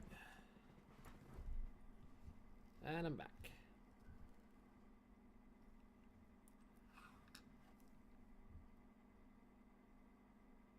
So all of the internal bits now of the automatic are off. Oh, off, out. Just adjust the camera a little bit.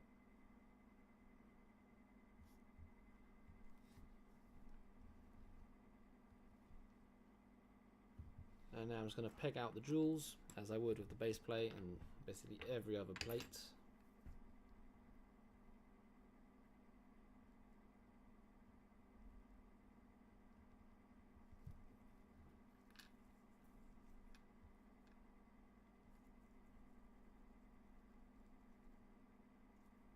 Just make sure everything is pre-cleaned.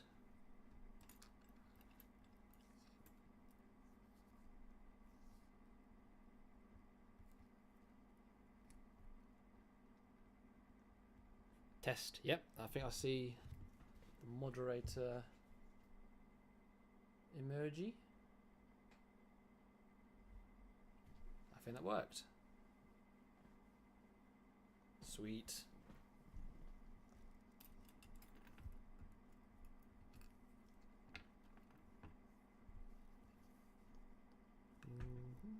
And that's this watch now stripped down as far as we can get it. Until I decide exactly what I'm going to do with this base plate and this stem.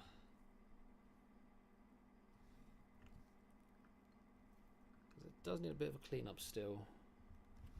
Let me just...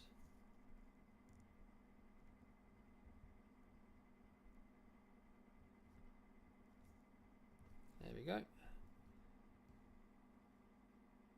Nope, that's not quite right. There it is.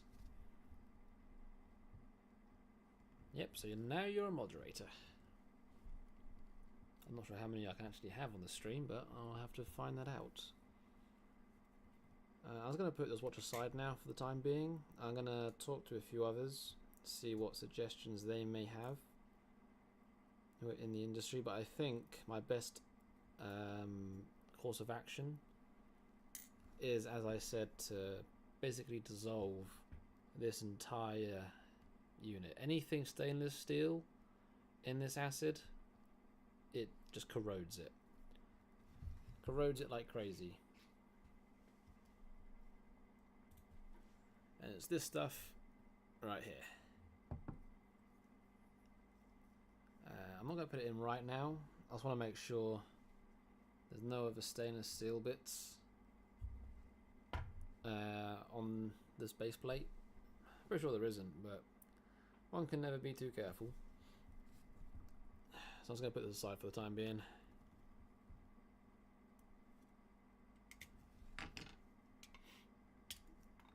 And I'll put that through the machine later this evening.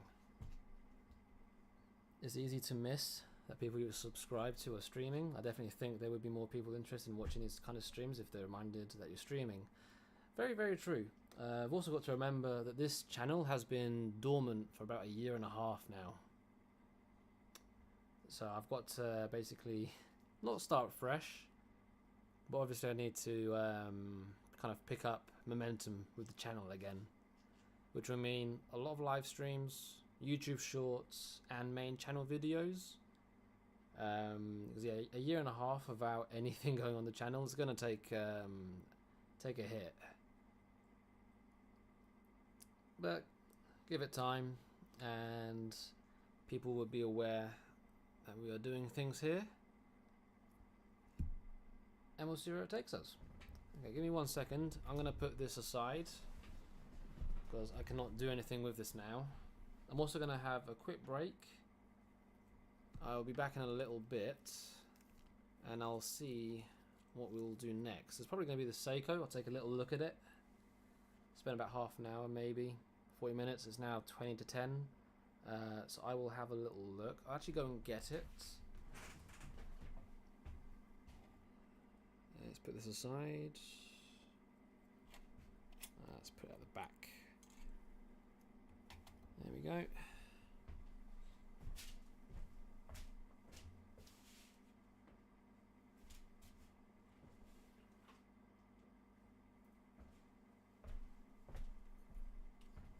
So this here is the Seiko. I was just starting to assemble it, so we've got a fair bit to do still. So take the mainspring, don't want to lose anything.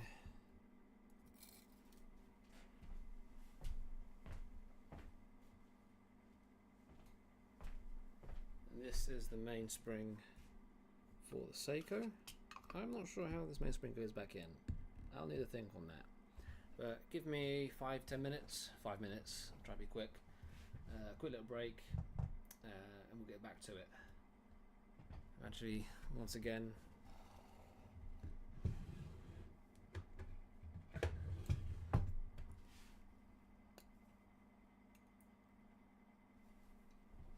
just gonna put something on stream.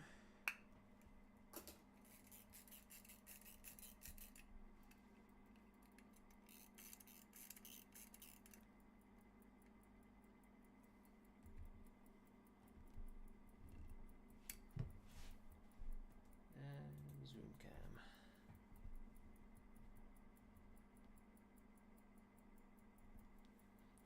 Is it an old one? Yeah, it's an older Seiko. Before I go, let me just see if I can pick out an ID.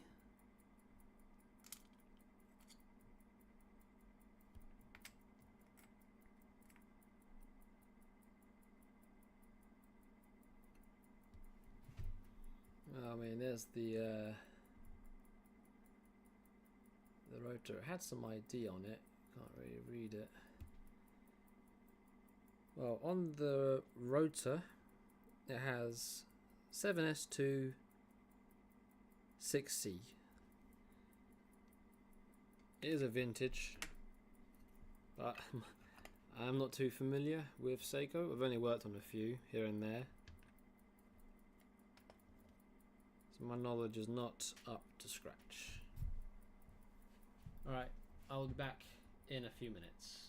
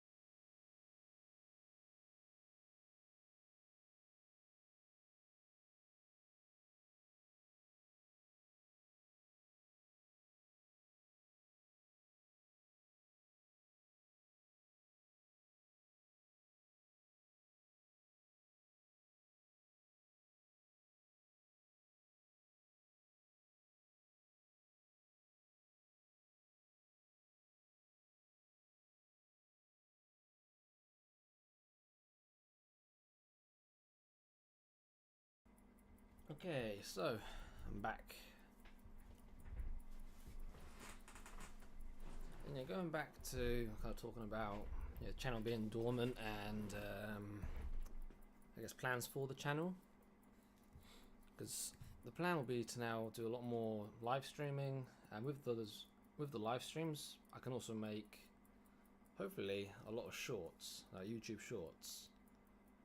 Main channel videos are a bit more difficult just because they are time consuming to both shoot, produce, edit. It's a much more time consuming process. So I still want to get some main channel videos up, just they take a while.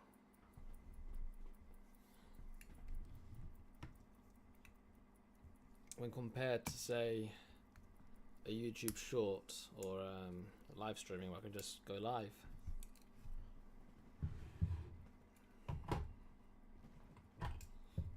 Well, actually, I was actually going to show you guys some of the projects that I do want to do for main channel videos. So we've got a cushion case 9-carat JW Benson. Both the lugs top and bottom are broken, so I'm going to have to solder some gold wire to make basically 2 new lugs. It's also got a broken balance staff, so I need to fit a new balance staff, overhaul. The hands I'm probably going to replace eventually, or I might just paint these ones kind of on the fence. But we're also missing the sub-seconds seconds hand, and I think, yeah, we've also got, you can see just here there's like cracks and crevices all around the case. Obviously this cushion case, or the cushion cases in general, are quite thin, so they wear down and they start to have holes develop. So I'll have to go in and pack them out, reinforce them, fill them in, all that good stuff. So that'd be a nice little project actually. I'm looking forward to that one.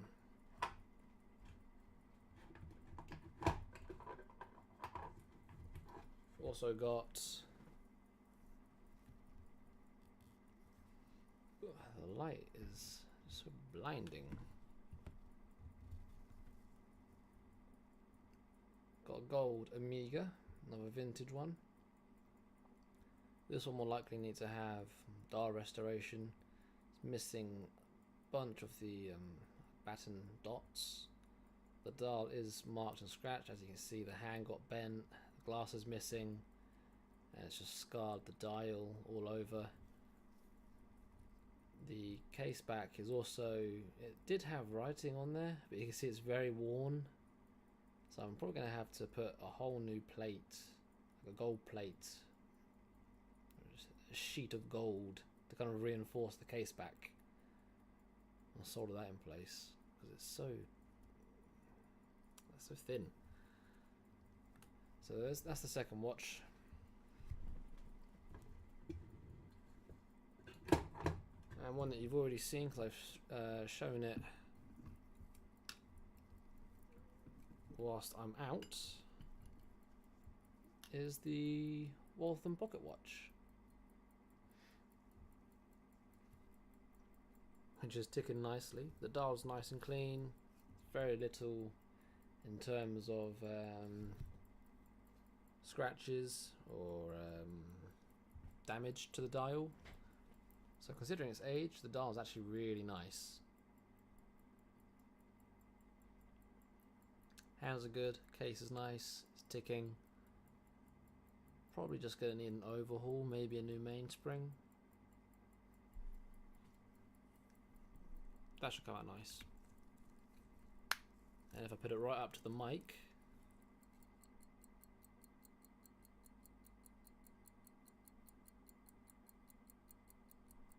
I have no idea if you were able to hear that or quite how the sound came out, but I hope that you could hear a very healthy ticking sound.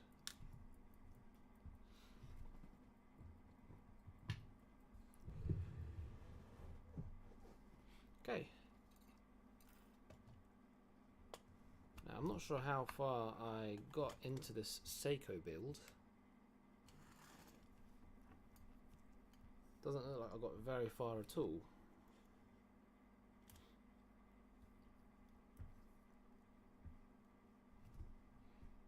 Looks like I was just getting the keyless all assembled with bits of the train now in place.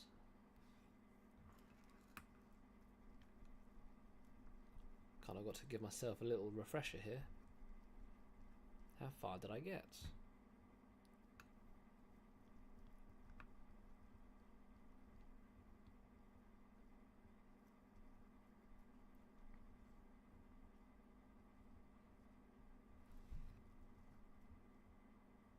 Yeah, I haven't worked too much on Seiko. Only like a few jobs here and there. So nothing, it's not like I'm some Seiko expert. The ones I have worked on, more their vintage stuff. I haven't worked on the ground Seiko. Some of them look really nice. Never owned one myself or have worked on one, but they do look nice.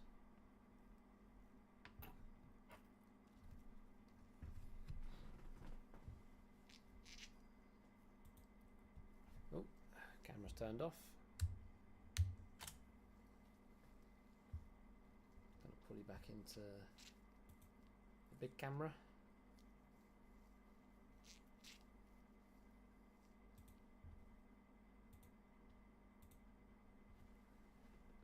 I'm just gonna wipe this mainspring down. I'm not sure just how clean it is. Doesn't look too bad. And I'm gonna hand wind it into position if I'm able to.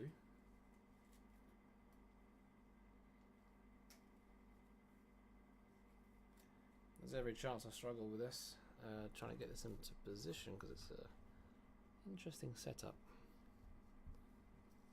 And from memory, it goes in as standard. It's not one of the backwards mainsprings. But it looks like it's going to be a fiddly one, I'm not going to lie.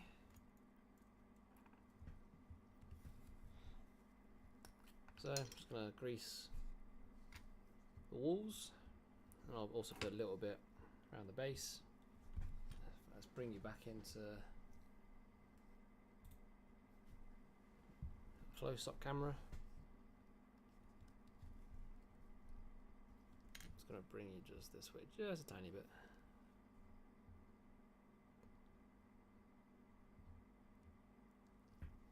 There we go.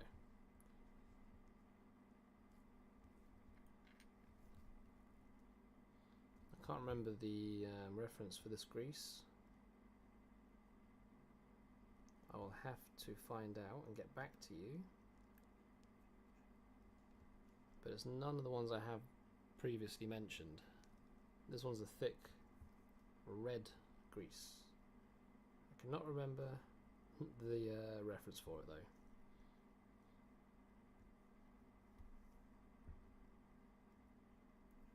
And I'll use this. This grease I'll use on the inside lining of the wall.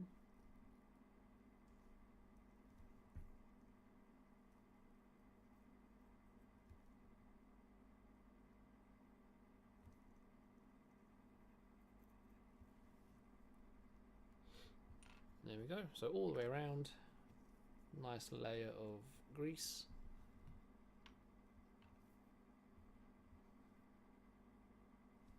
And then just some little dollops of the 83.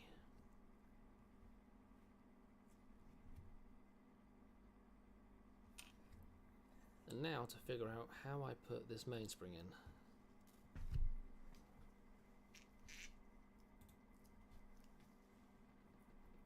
a bit of a backward kick to it. So it will go in this way down, which means I need...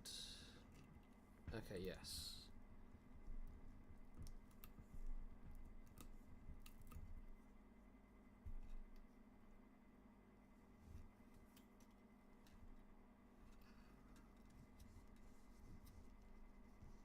Ooh, this is going to be fiddly.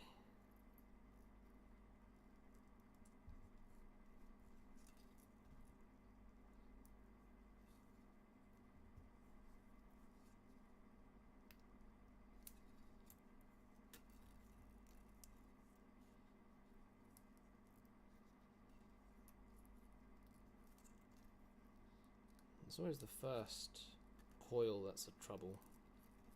Once you get that first coil in, it's actually not so bad.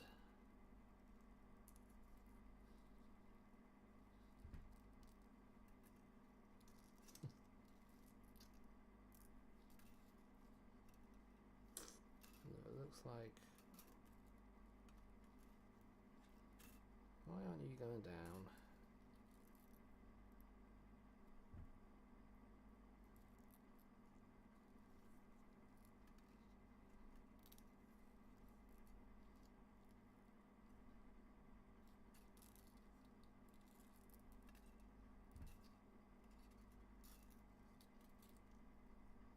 One second, this is going to be a bit fiddly. I know it was.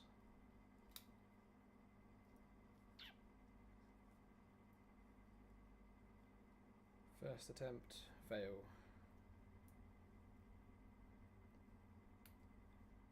Second attempt, in progress.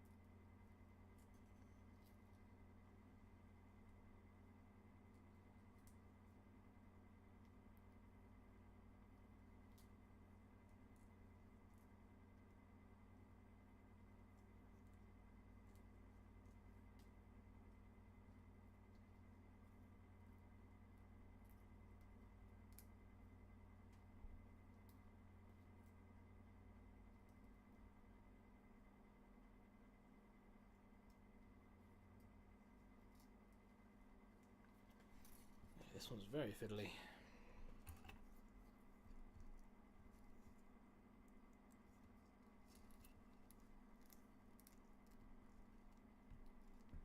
There's like a little overlap.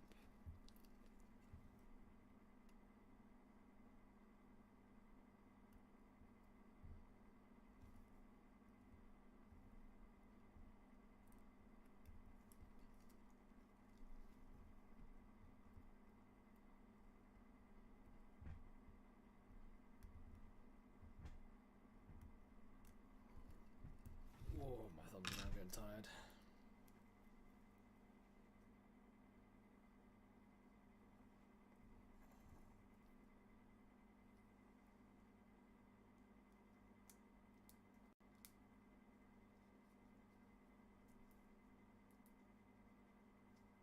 Alright, I think I got it.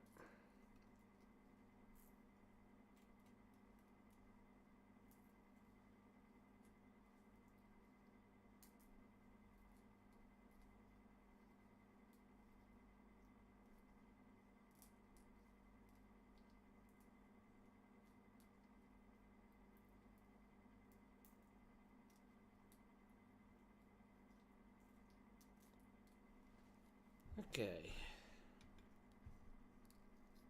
Nearly got this fully wound. It's just that first First bit always struggles. Okay, come on. Ooh, nearly lost it there. Holy. Okay. It's in. Mainspring is in.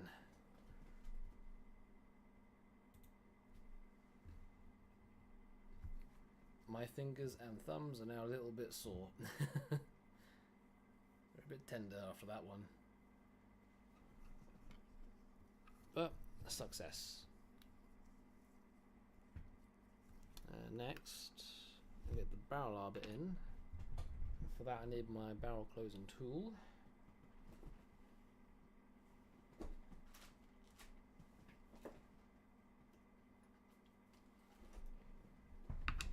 Edges there.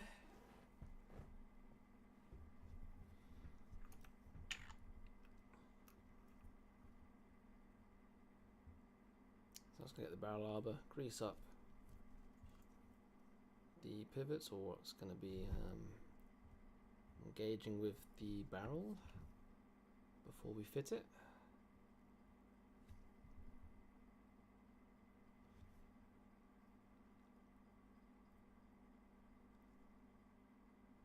You can't see it at the moment, but there we go. Now to make sure this goes in the right way.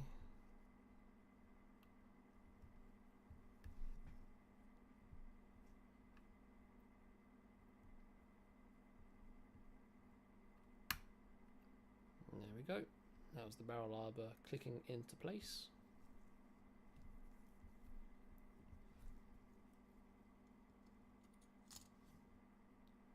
There's the barrel cap.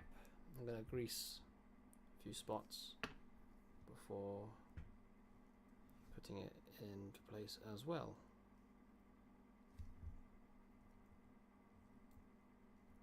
Just using some 8300.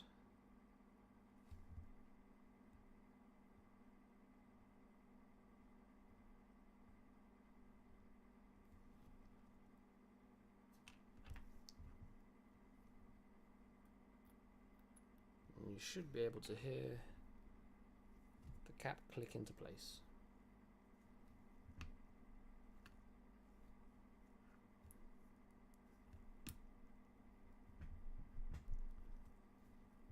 There we go.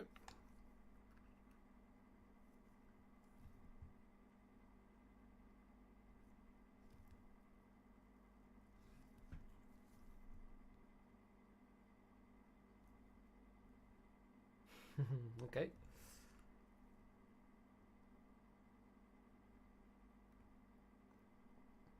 You guys are gonna have a giggle with this one.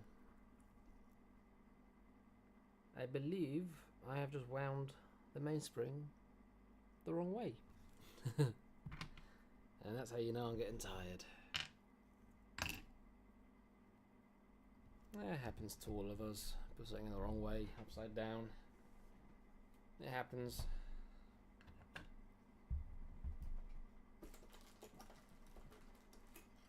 Just sucks because this one was a pain to get in the first place. And it's also a pain to open up. I've got to use a blade to get this one open. You can't just use pressure like on most barrels.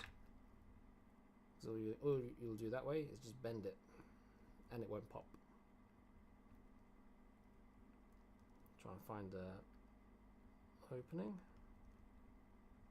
I've got to create one.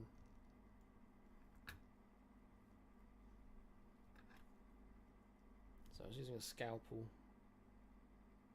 blade.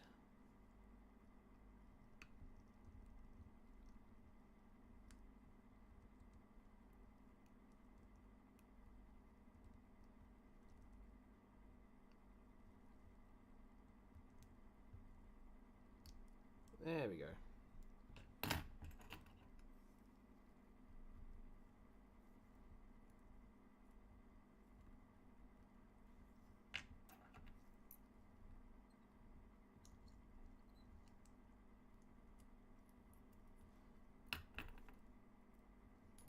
There's the cap off, just to make sure I didn't put the arbor in the wrong way.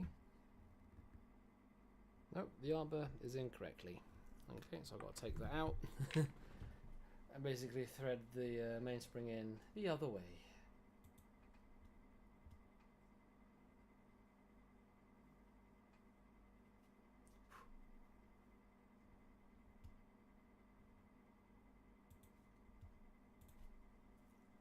Some flies here. 1 second.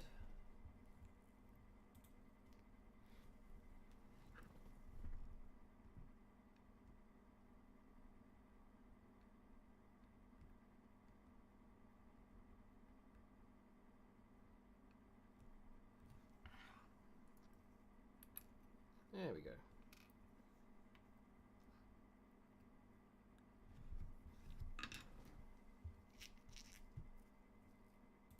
Put you back out again.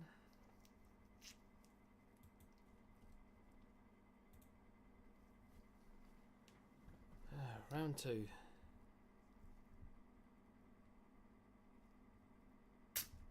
Oof, okay. That nearly went terribly wrong. Caught it though. Mainspring just pew.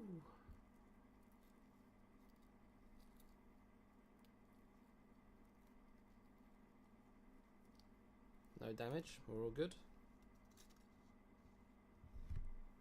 Just got to remember to put it in backwards. I think that's also a sign that I'm starting to fatigue and tire, and it is now 10, oh Jesus, 10 o'clock. Okay, let me get this. I'm determined to get this mainspring in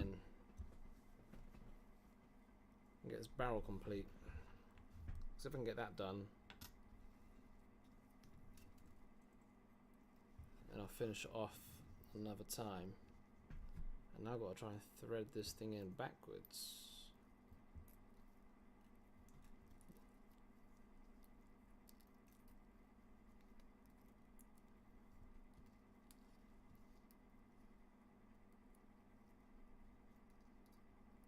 It's a bit trippy doing it back to front now.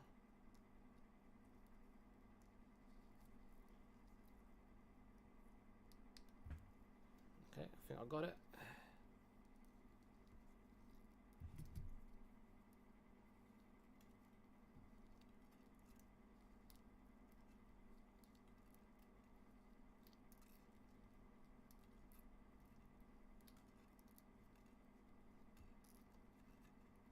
If you're wondering what I'm doing, I'm just by hand feeding the mainspring into the barrel.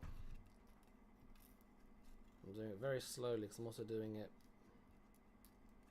reverse to how I'm used to doing it.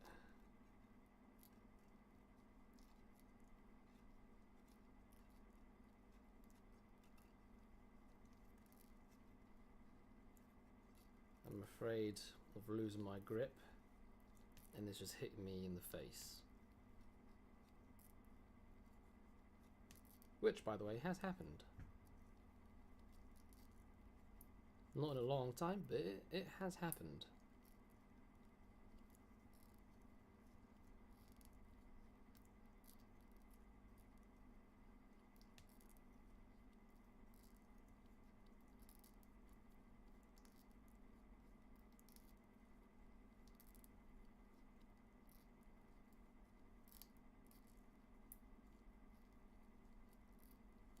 Oof, nearly there, nearly there. Second time. Hand winding this thing. There's a method I've just discovered as well to getting it onto that first loop, because it wants to overlap and you've got to feed it under that first lap.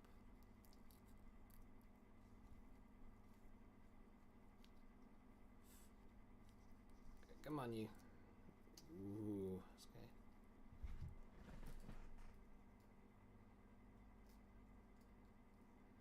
I'm doing it off camera just because I don't want this to.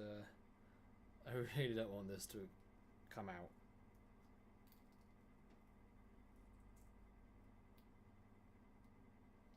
Okay. Second time. It's now wound. This time, hopefully it's the correct way. A little breather. My fingers and thumbs are a bit sore after that.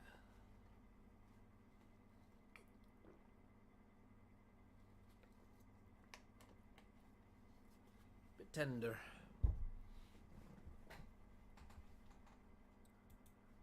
How close are we to 3 hours? It's the longest stream so far.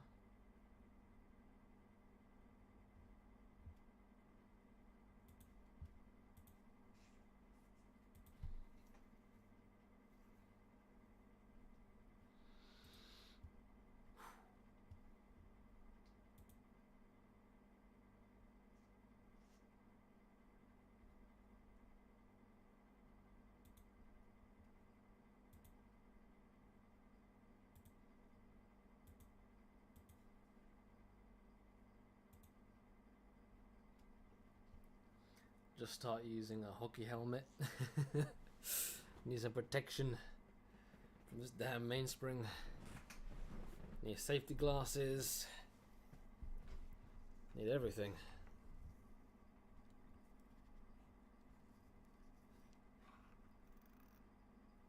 Okay.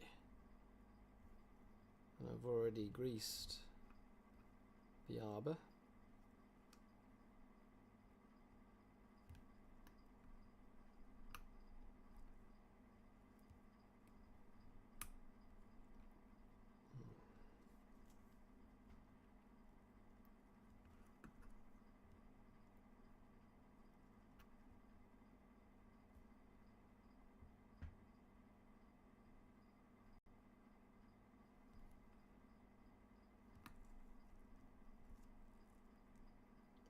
Now it's not wanting to fully go in. Why is that?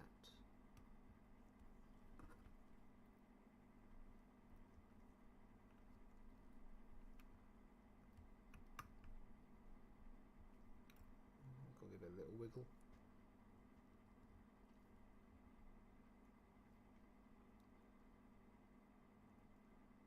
It wants to fight at every opportunity, this Seiko.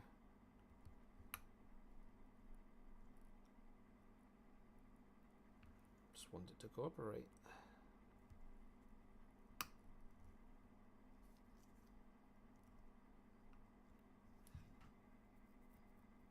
Oh, I must be tired. Holy.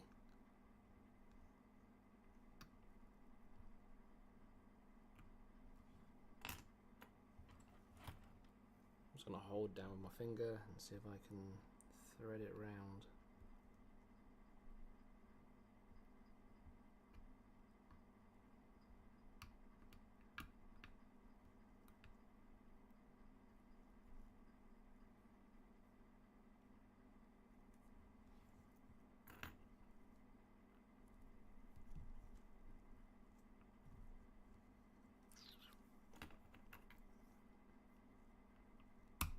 There we go. Okay. I think we've got it most of the way now.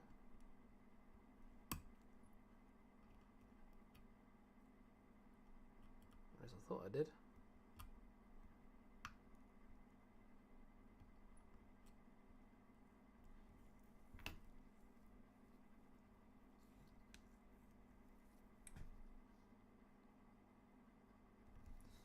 Evidently not. It went went in so nicely the first time.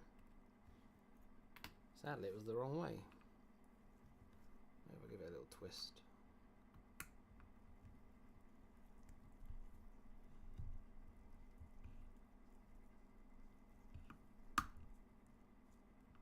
Now it's in.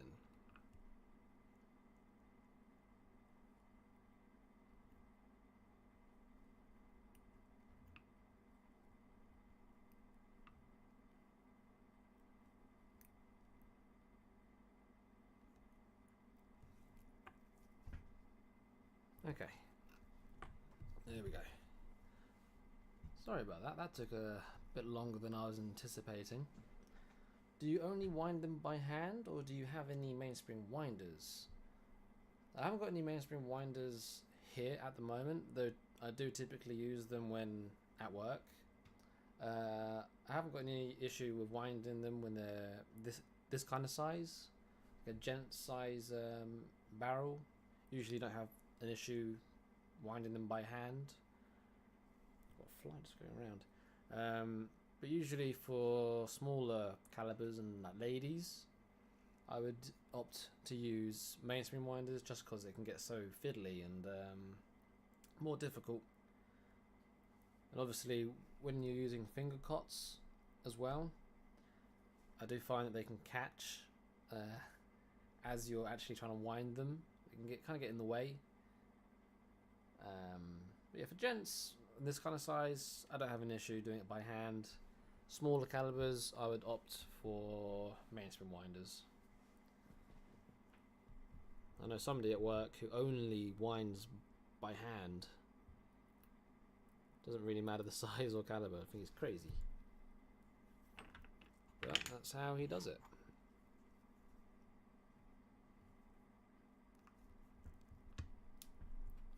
Alright, second time.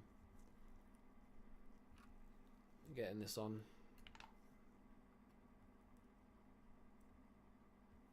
And now it's the right way. So last time, basically, the arbor wasn't coming all the way through on one side, which is what kind of gave it way to it being incorrectly fitted. So I put the mainspring in what I thought was a standard way, whereas this one goes in backwards. Well, I say it like there's a standard way. The common way that I'm used to most watches going in, it was the opposite. But no harm, no foul. Take it out and then put it in correctly the second time.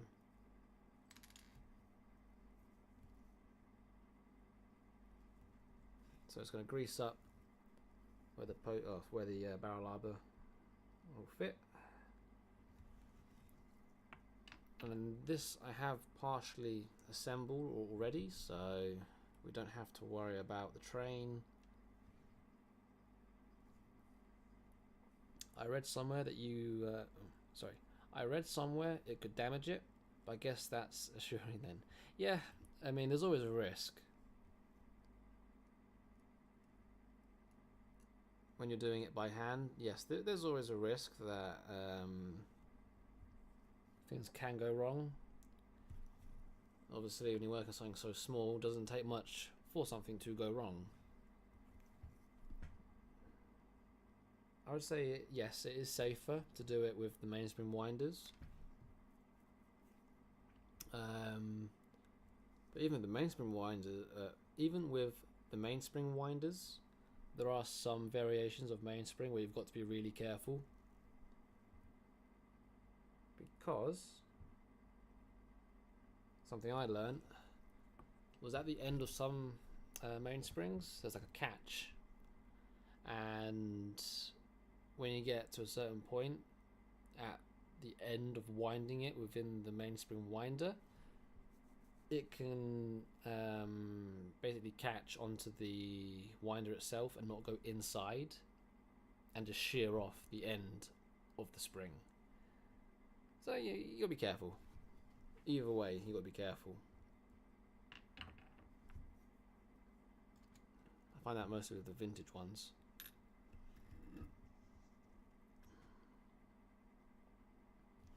Ooh, okay. So this Seiko has basically capped off jewels all on the train, so I need to pre-oil them before I put them in.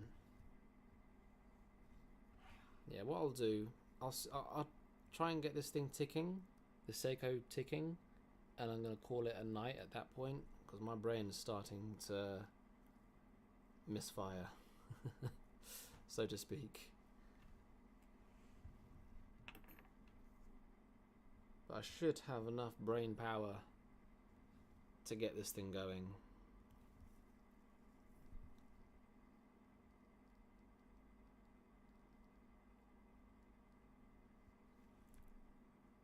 I'm just putting some oil in from the train, under the train.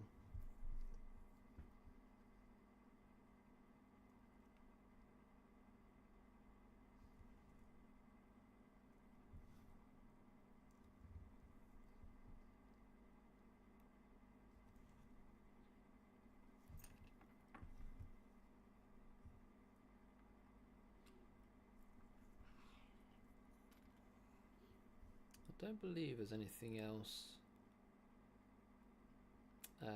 within the train that I need to put on. I think I've got everything. Let me just run through all the parts. Oh wait, good thing I did check, because the click for the Seikos kind of rests over the top of the barrel. And it sits in a little hole just there. You see it just sits just across on top of the barrel. You've also got to make sure that you get it all aligned when you put the bridge on, because this bridge for the Seiko acts both as the train bridge and the barrel bridge. So you get two in one. I don't think there's anything else, because the ratchet goes on top of the barrel bridge, or on top of the bridge rather than underneath. So we should be good now. And I've already pre-assembled the little automatic thing, the automatic system.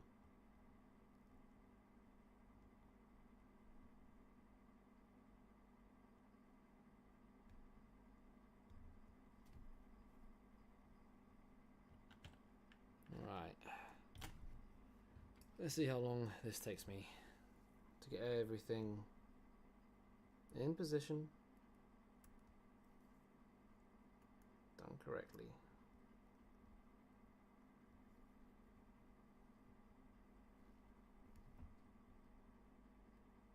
First try. Power's going through. Oh, fantastic. I'm happy with that.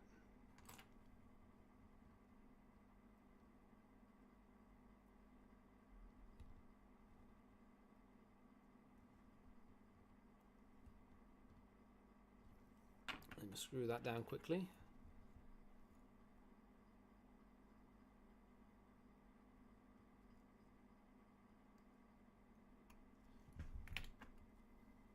I put two in so far, I've got to put one more in. Just got to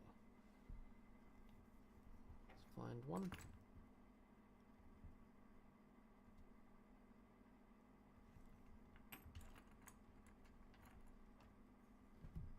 Does it focus okay on the camera? Seems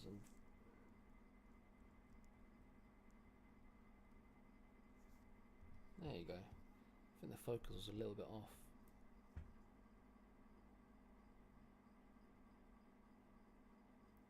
No, wrong screw.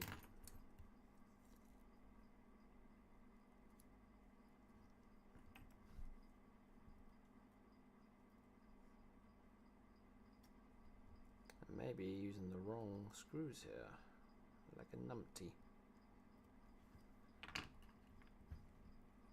That's what happens when you're not familiar with a caliber and you put it aside, even for a few days. I think the ones I've been using on this bridge are too short.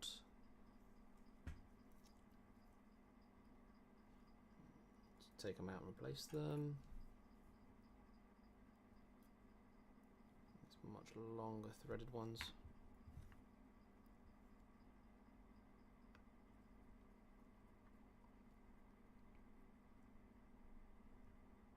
Yeah, going back to what you were saying about the mainspring winders, there is a risk of damaging the mainspring when doing it by hand, but at the same time, if you don't do it properly with the mainspring winder, you've still got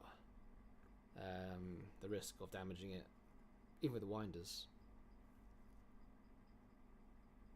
Is this you've been doing at work all day too? Yep, you are correct. So I work in London 9 to 5 Monday to Friday, and what I'm going to aim to try and do is do 2 or 3 hours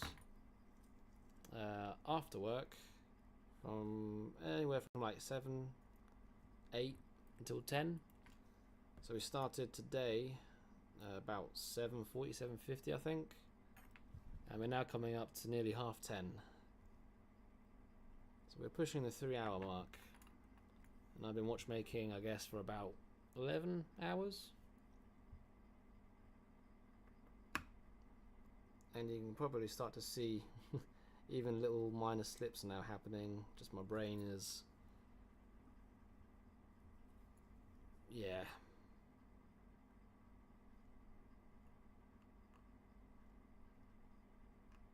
Showing signs of fatigue.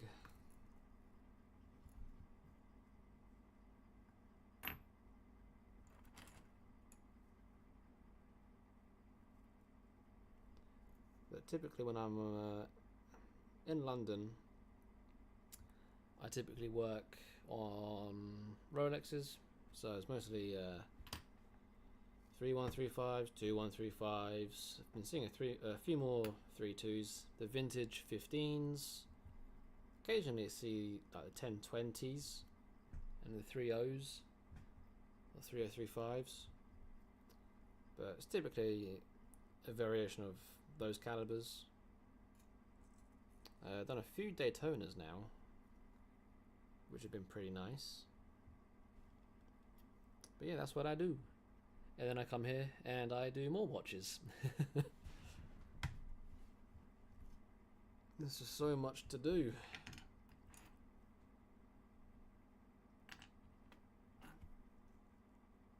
Not a bad industry to get into.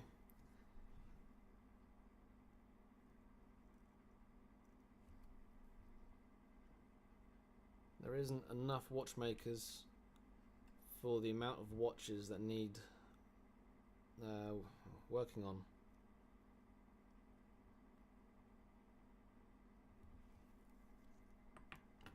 Say it's a bit of a dying trade, but it's not exactly a bad thing for those that are in the trade, because there's always work.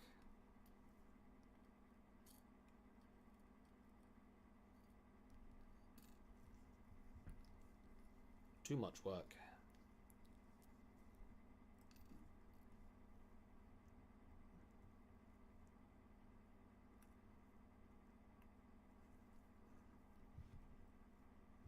I'm sorry, I'm out of the picture here. I'm just kind of going my own thing here.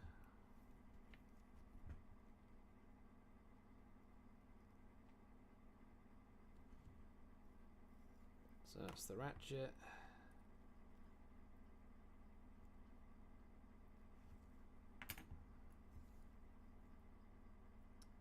The funny thing with Seiko is they run purely off of their automatic. So they don't have a winding function. I'm saying it's going to be every Seiko, but at least the vintage ones I've worked on, they're all running off the automatic. I mean, the automatics are pretty good. Do you still enjoy this in your spare time, even though you're doing it all day? I actually do. I think it's better or more enjoyable when I'm working from home, because when I work from home I can take my time a bit more. I'm not really working to quotas, so it's a much more relaxed environment. I mean, what, 3 hours in nearly today? What have I already done? I've stripped down 2 Omegas and I'm now assembling a Seiko. Very, very chill evening. But I'm also kind of talking, chatting, relaxing. No stress, because that's when accidents happen.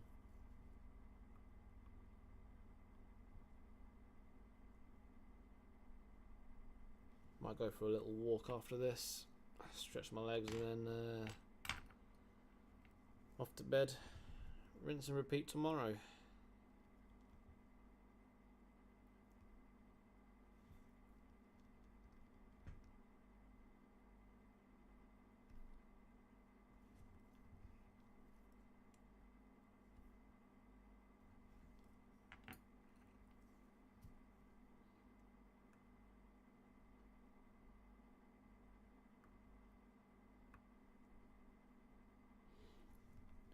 Okay, another little pointer for anybody that's kind of getting into the trade.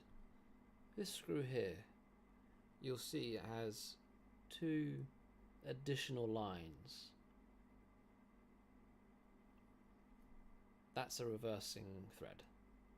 Okay, so if you see that, be warned, it's a reversing thread. I wouldn't mind getting into watchmaking as a business, but I have no plans either. I mean, it'd be nice for a hobby as well, if you wanted to just do it as a hobby in your spare time. I will warn you though, it's an expensive hobby, or it can very easily become an expensive hobby. Both the watches and the tools, especially the tools, it can add up quickly. It is not a cheap industry.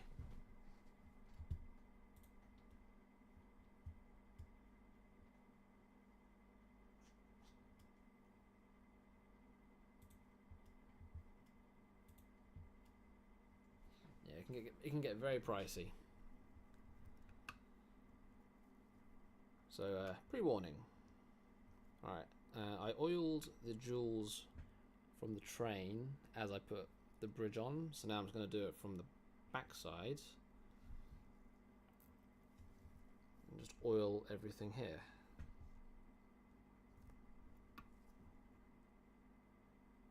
Just make sure I get everything correct.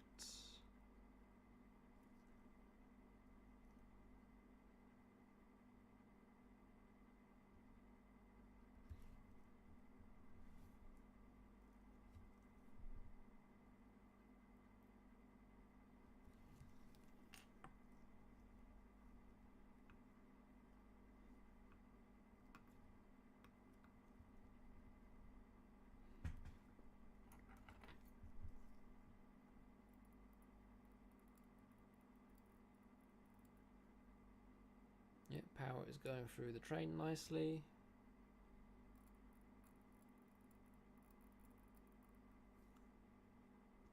So next, I'll put the pallets in. We'll get the balance in. We'll do the jewels, and I will then call it a night after that. It'll probably be another 15-20 minutes, I reckon. And then I'll get some things ready for tomorrow's stream. So I need to get this Amiga cleaned up that I stripped down earlier, get the case cleaned. So one of them I can do, the other one, the rusty one, I'm probably going to do the acid route and just dissolve the rusted stem, because it is not budging. If I try and force it, it's just going to break.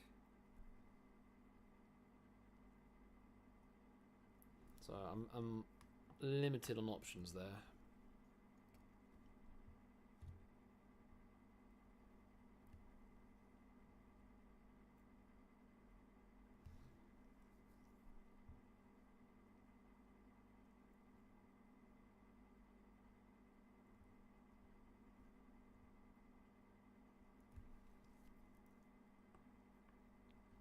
Pallets are in, bridge is on, just need to screw it down.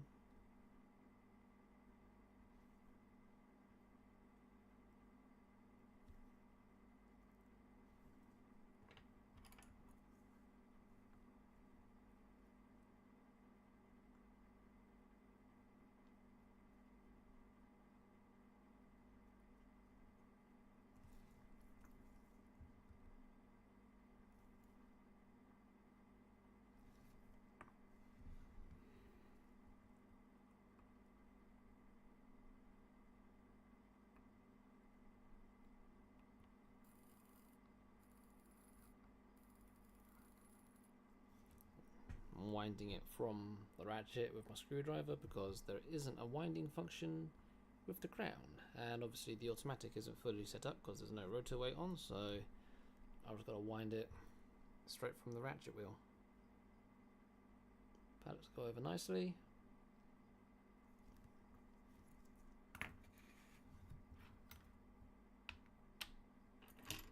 Just need to oil the pallets.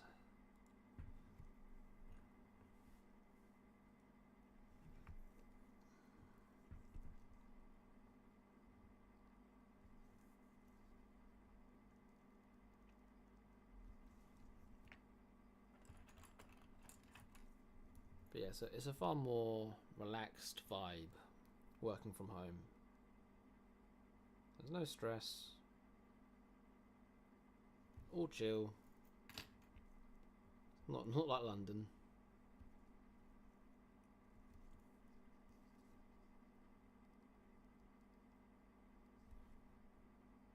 I'd like to start doing more restoration-y stuff as well from home.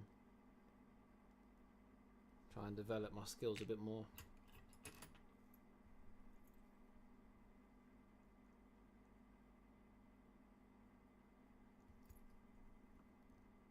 Maybe train myself up on repeaters and all of that good stuff. I haven't worked on clocks too much, so it might be nice to maybe do a little carriage clock or something.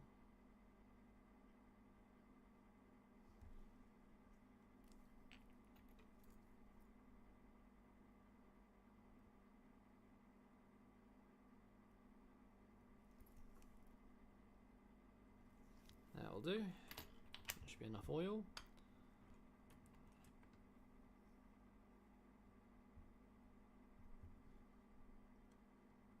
And just getting the balance.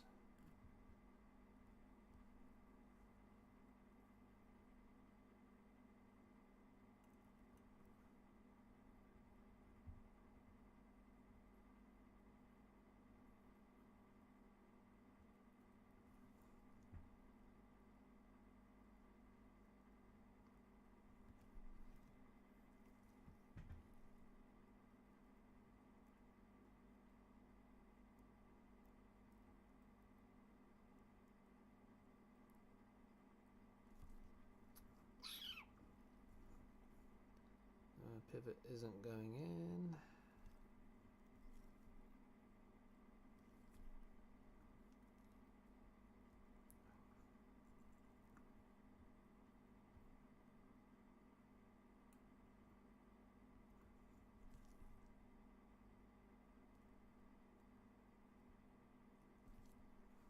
Well, it's been a while since I've had to fight with a balance staff going in. And of course it has to be a Seiko that has to fight me.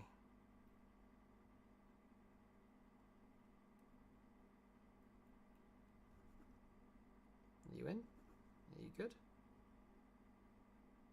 I think we're good.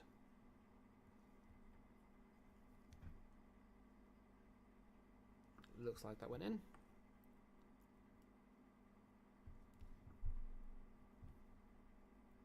Screw this down, we'll then do the 2 jewels.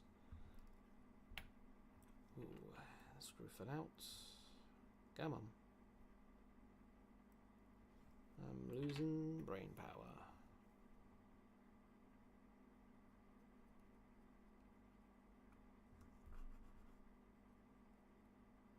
Like it wants to tick. It wants to. But it's not free enough. Well, I say not free enough, it's but the jewels aren't there. Like it wants to. Oh, this one's also got... Oh, I remember this one now. It has some very interesting... Well, one very interesting Inca block spring. Ooh, okay. This could turn into a very long endeavor. I hope it doesn't. If this spring goes ping, I'm not going to have a lot of fun.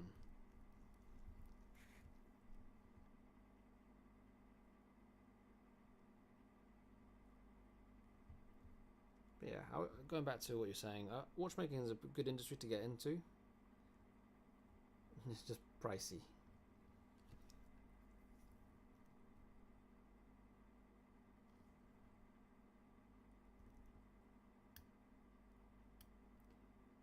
Okay.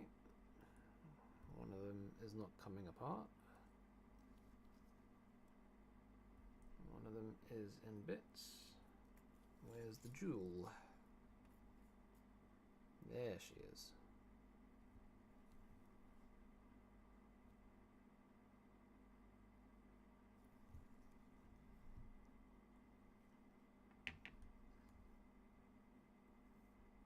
Yeah, we're approaching about 3 hours now on stream. So I'm going to get this done, get this ticking, and I'm going to call it a night.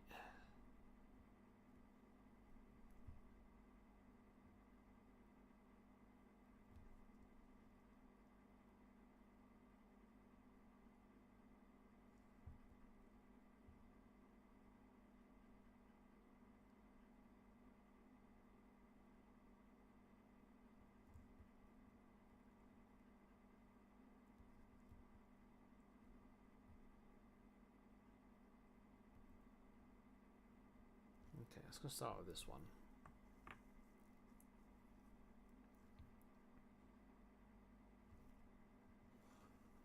I'm going to set it into the bottom, the base plate one, which I think is going to be the more challenging one to do.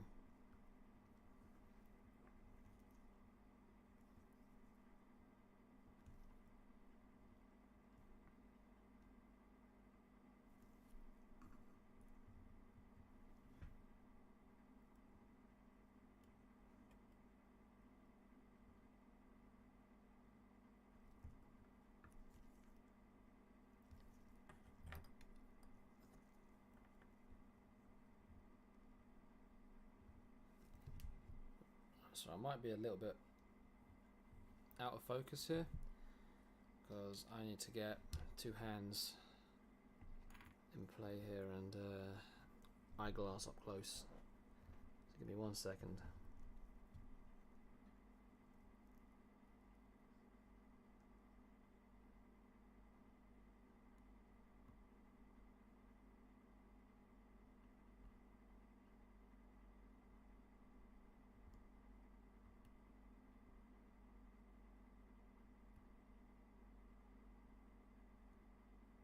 Okay.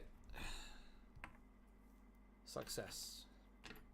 Spring is on. I was concerned that was going to kind of fling out.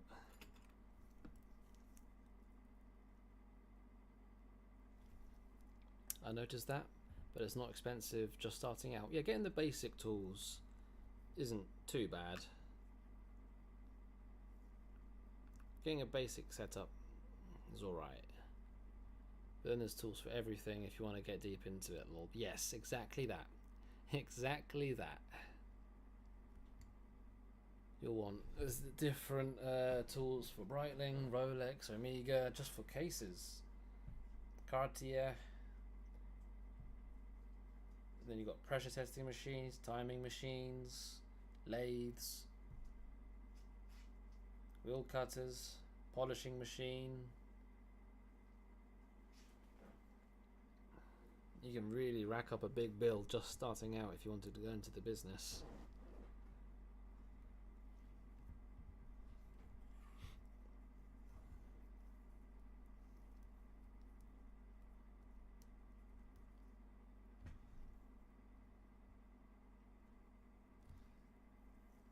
Okay, so this jewel, it's not coming apart. So I may try and feed oil straight into it from the back. For that I would want a micro oiler, but I don't have one. The other option is I try and take it apart. Usually I do lighter fluid, but I don't have any lighter fluid on me. I mean, she's ticking. She is ticking nicely, even with only one jewel. I just want to get this one in. I want to oil it properly. Why must you fight? Just give in.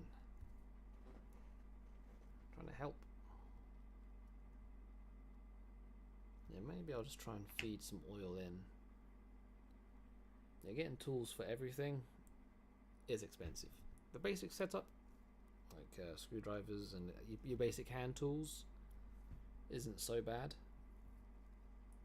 Still expensive if you wanted to go with the nice stuff.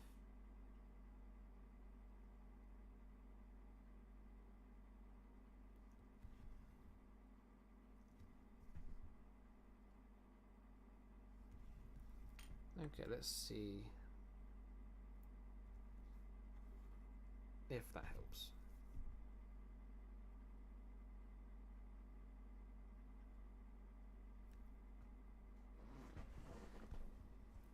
Probably not. I'm probably gonna just put it in as it is now. Get the spring in. I'll see if the oil seeps down. I put some into the back, so a little bit of oil in the back, in hopes that it will seep in. Time will tell. If not, I'll just have to take it apart. That'll have to be another day, because it's not coming apart at the moment.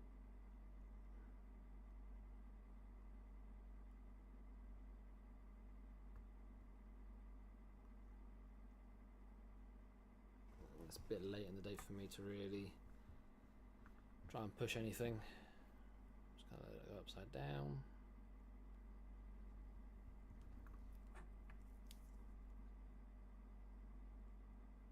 I don't think any went in. Not to worry. Ooh. It's ticking, it's going. I'm happy with it. I'll sort out the oil another time. It's basically the jewel cap. It's not coming apart, so it's a bit harder to get the oil in there. Usually what I'll do at this point to try and take it apart is put the jewel into lighter fluid and fizz it in an ultrasonic tank.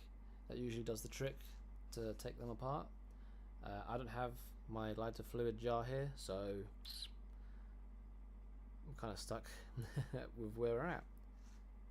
But you know, it's ticking as far as I wanted to get it, and I will be calling it a night. I'll try and get everything ready for tomorrow. Tomorrow's stream, same kind of time. I want to assemble up the Omega 565 that we stripped down first thing today. I'm going to get the case cleaned up as well. We should be able to actually finish off this Seiko. And I also believe I'll be getting a Rolex 3135, which I'll strip down, and we can assemble that on Friday. What else is there? I'm going to see what options are available for the Omega 501 with the rusted stem. I think I'm going to have to just dissolve the stem in the acid. It is what it is. That's how it be. And let me just... Oh, battery's dead. 1 second. I went straight onto the big cam and it died.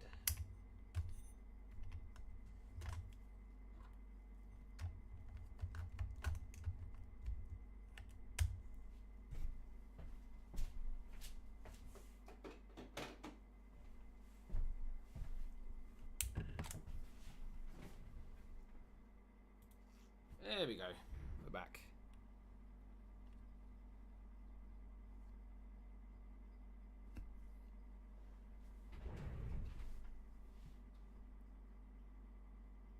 Okay, well, that will be it for this evening and tonight. I will see you all again tomorrow evening, same time. We've got a fair bit to do, so yeah. Can you get the other parts of the keyless works, or they be screwed out too? No, I can't get those other bits out. The winding and sliding pinions attached, well, to the stem, so Everything else I've got off, but those two components I can't get out. I could try and break the stem at the end. Maybe I can salvage them, but I reckon I'm going to lose those. I can get spares, thankfully, so we'll be able to sort it out. Yeah, we'll cross that bridge when we get to it. Alright, thank you all for joining. I will see you all tomorrow evening. Have a wonderful evening and night, and thank you for joining. Good night.